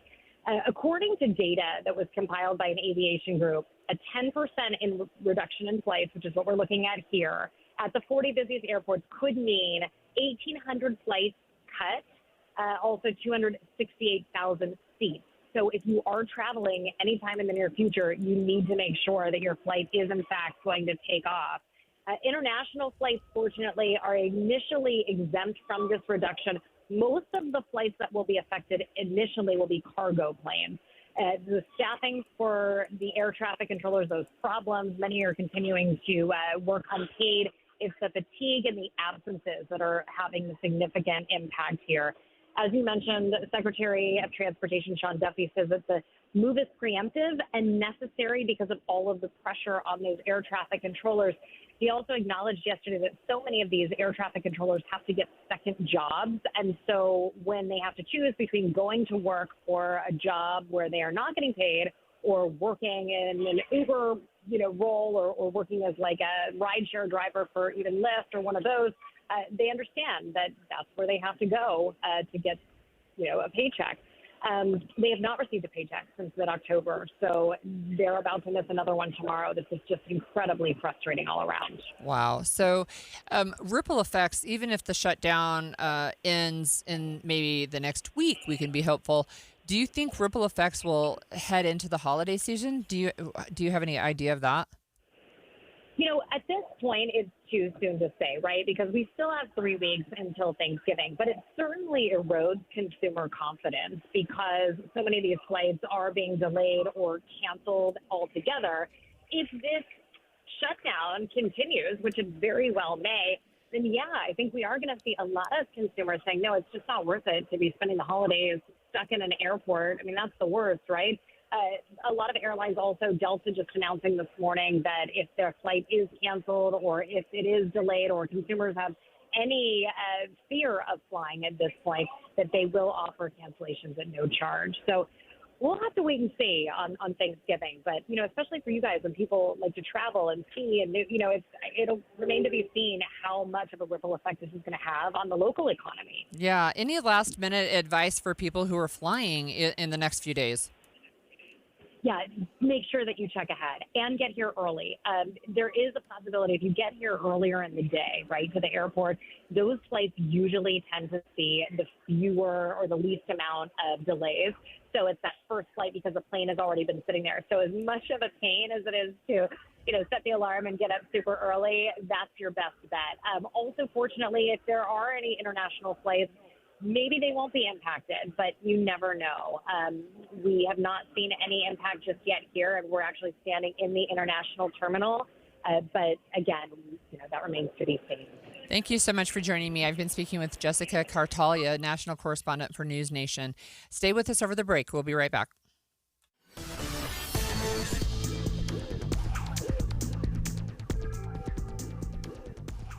As the temperature sinks a little lower and the wind blows a little harder, next thing you know, the winter cold is going to be seeping in through your old drafty windows. So now's the time to call Advanced Window Products for custom-crafted, state-of-the-art windows that'll seal up your house and cut your heating bill. Get on their schedule before winter, and not only do you get factory direct pricing far below what the big-name companies charged, but Advanced will knock an extra $2,500 off your quote. They'll create beautiful double-pane windows with insulated frames, any style, any color, and the security features to keep your family safe. You'll get a lifetime warranty from a local company in business here for 39 years. Financing? 60 months, 0%. Or even buy now, pay later. So make the call. Seal up the house for winter with $2,500 off on 10 windows or more. Call for a quote, 801-850-9100. That's 801-850-9100, or go to advancedwindows.com.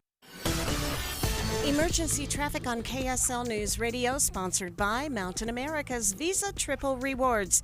If you're trying to head northbound on I-15, delays continue starting just after 2100 North Lehigh. It's due to an earlier load spill after the point of the mountain getting into Draper. The good news is the spill has been cleaned up. All lanes of traffic are open prior to 146 South, so traffic is starting to move again.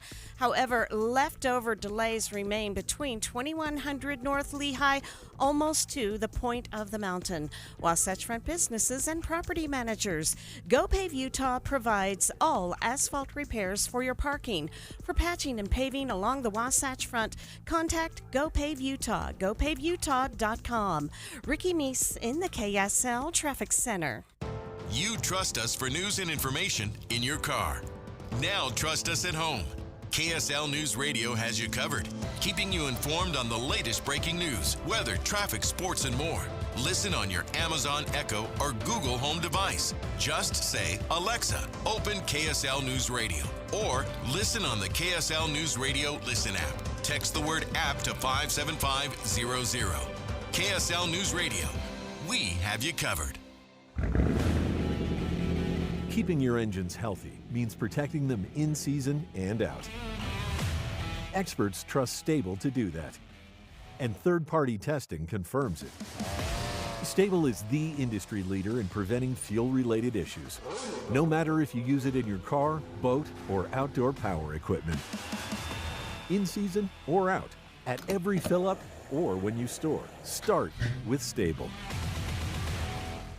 I'm Ed Evans, CEO of Consumer Cellular. Ever wonder why Big Wireless wants you on an unlimited plan? They probably want you to cover the cost of those 20-somethings using all that data every month. But most people 50 and up like me only use 12 gigs or less. Don't get bamboozled by Big Wireless. Switch to Consumer Cellular. Our plans start at just $20, and we use the same towers as the big guys. Join the millions who choose something better, because if you're not using all that data, you're probably getting used. Call 1-888-FREEDOM or visit consumercellular.com/facts. Plans include $5 credit for auto pay and e-billing. See site for additional facts. You've got your whole life ahead of you, so choose a Medicare plan you can count on.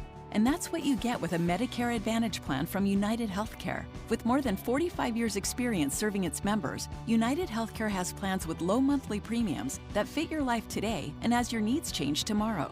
The Medicare annual enrollment period ends December 7th, so go to uhc.com/Medicare today. United Healthcare Medicare plans. It's Medicare coverage Utah can count on. This is Derek Miller speaking on business. Placemaker has expanded to downtown Salt Lake City, introducing a new apartment hotel concept at The Bricks Residences. The property combines residential living with hotel-style flexibility for short and long-term stays. Operations Manager Scout Starrett joins us with more. Downtown Salt Lake City is buzzing. New hotels, new housing, a city that's fast evolving. What was missing? A place that truly blends home and hospitality. That's where Placemaker comes in, creating flexible living experiences that work whether you're here for a night or a year. We're a national apartment hotel brand reimagining where life happens. We've launched a stunning space in the heart of downtown at Bricks Residence, where we manage 95 traditional apartments and 50 apartment hotel units. It's a thoughtfully curated place where residents and guests alike feel right at home, complete with local partnerships that unlock exclusive discounts and make it easy to live, work, and play like a local. Our spaces are designed for every kind of stay and traveler, with smart tech that makes every stay effortless. It's hospitality living made simple, tech easy, flexible, and built for real life. Discover the smarter way to stay at bricksresidence.com or placemaker.com. Placemaker's presence in downtown Salt Lake City strengthens Utah's economy by attracting visitors, supporting local businesses, and creating new opportunities for residents. Their innovative model helps draw more people to live, work, and invest in Utah's growing communities. I'm Derek Miller with the Salt Lake Chamber, speaking on business. Common Spirit Health, hospitals, clinics, and caregivers, all connected to advance healthcare in Colorado, Kansas, and Utah. Healthcare with human kindness is here. Hello, human kindness. Inside Sources. The Salt Lake City International Airport, like we just discussed, has been included in a list released by the Federal Aviation Administration of the U.S. Of the 40 airports that will be experiencing a reduction in flights starting tomorrow, 10% reduction. So Salt Lake City will continue to coordinate with their airlines and other partners to provide updates. And Caitlin Johnston, KSL News Radio producer, got an email from Delta about her flight that's Saturday, right? Yes. So as I mentioned earlier in the show, I have some anxiety about this, but I'm hoping that everything goes as scheduled, but we'll just have to see. That was the one update that I had, and because I saw it come through, important information for your upcoming flight, and I was like, oh, here we go. But it's mainly just offering resources about what may happen. What does give me a little sense of ease, it says most flights, including all long-haul international service, will operate as scheduled. Delta's prioritizing safety and minimizing customer impact, offering flexible options to change, cancel, or refund flights, including Main Basic tickets without penalty during this travel period. So if you don't know, Main Basic is kind of like the lower tier cheap. Where you don't, which I get very irritated that they do that, because just everything should just be whatever. That's a different story. But a couple of steps that it mentions as they monitor the situation. It says you can stay on your current flight. Please check your flight status using the app. If your flight is canceled, you may rebook to a different flight, or if you no longer wish to travel, request a refund of the unflown portion of your ticket. You can also change to a different flight. You may take a one-time change to your flight departure without paying a change fee or fare difference, as long as it qualifies under our waiver guidelines.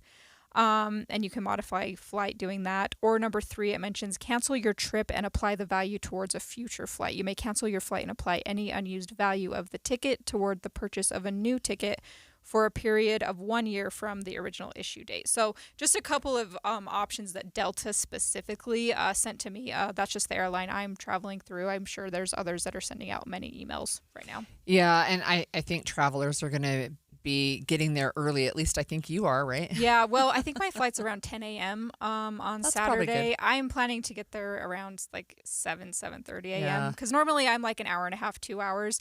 And I've recently become a little bit more relaxed about how early I get there, but I'd rather just be safe in this situation. I'm not as worried about flying out of Salt Lake just based off of our conversations, but when I fly back from New Orleans, I don't know how that's going to go. So. Yeah. We just heard from News Nation who said that the earlier flights in the day are probably less impacted, right? Yeah. Because it has a cascading effect. Yeah, and I thought that as well, but with this just happening the day after this all goes into effect, it's so hard to know. But I will definitely just be keeping my eye on everything, and I will be up for whatever challenges there. I am glad that they have resources like to switch things. We did speak with the executive director of the Salt Lake City International Airport, Bill Wyatt, on the show yesterday to check in on things before this announcement was made. He said things have been functional so far, but as the shutdown drags on, they'll only get worse. If there is trouble in one place, there's trouble everywhere, because if you're flying from Salt Lake to Newark, but Newark is closed, you're not getting on the airplane. And so trouble anywhere is trouble everywhere. We have been fortunate here so far and haven't had really significant call-outs, but I don't know that can last much longer, because really, at the end of the day, people have to eat. He also told us that he trusts the decisions made by the air traffic controllers, and if they were to shut down the airspace, they're not really talking about shutting down airspace, but decreasing flights. He told us he was confident they'd make the right call. Well, I think it is, because I have confidence in the people who are in these critical decision-making roles at places like air traffic control and so forth to make those decisions. That's really, at the bottom line, that is priority number one in air transportation, and I don't see anything that tells me that people have changed their view of that. So if the planes are flying, it'll be safe, but just know that if the professionals in air traffic control feel that it is not safe, they'll close the airspace. All right. So, Caitlin, you mentioned some advice that Delta gave you. It's very similar to what I found on the Associated Press. So I'm sure people will start Googling what passengers need to know. So the AP has one. I expect to see them all over, including on KSL and Deseret News. We'll see. So their first piece is check before you go to the airport, of course, to see if your flight is canceled. It's better to be at home than stranded in an airport terminal. Also, like you mentioned, that if your flight was canceled, you've got a number of options. So you can go and you can rebook especially if you're already at the airport. You can get a refund, and it was interesting that you said that Delta said you can get a refund or you can use this voucher. And I think the AP wanted to make sure you knew you don't have to take a voucher. You can, but you can get it refunded for cash. The Associated Press says consider other travel options, as in like drive there. And I'll tell you, one time I never even thought to ask if I could get a refund. I should have. I was in a foreign country when they started closing international borders during the pandemic. And so I was the last flight out of Colombia, made it to Florida. And when I left Florida, by the time I landed in Colorado, there had been an earthquake in Utah, and the Salt Lake City airport was closed. That is such a nerve-wracking experience. So I was with my daughter, and we just gave up. We're like, fine. And we went and rented a car, and we drove it home. And because things were just shutting down, the rental cars, there were just masses amounts, and it wasn't super expensive.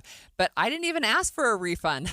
Yeah, well, you should have. Now we know. Yeah, I think if you have the means and you're in a space where you can drive, look at the bright side, fun road trip, I guess. I don't know. Right. It was like, because we were like one of the last flights out of this country. We finally made it to Florida, and then I can't even make it to Salt Lake City because of an earthquake. So, so you can ask to be booked on another airline, but not all airlines will allow that to happen. So some don't. Can you get a refund? Yes, we talked about that. Can you get compensation? So sometimes people say, if you're bumped from a flight, maybe you can get a voucher, or if it's extremely late or something like that.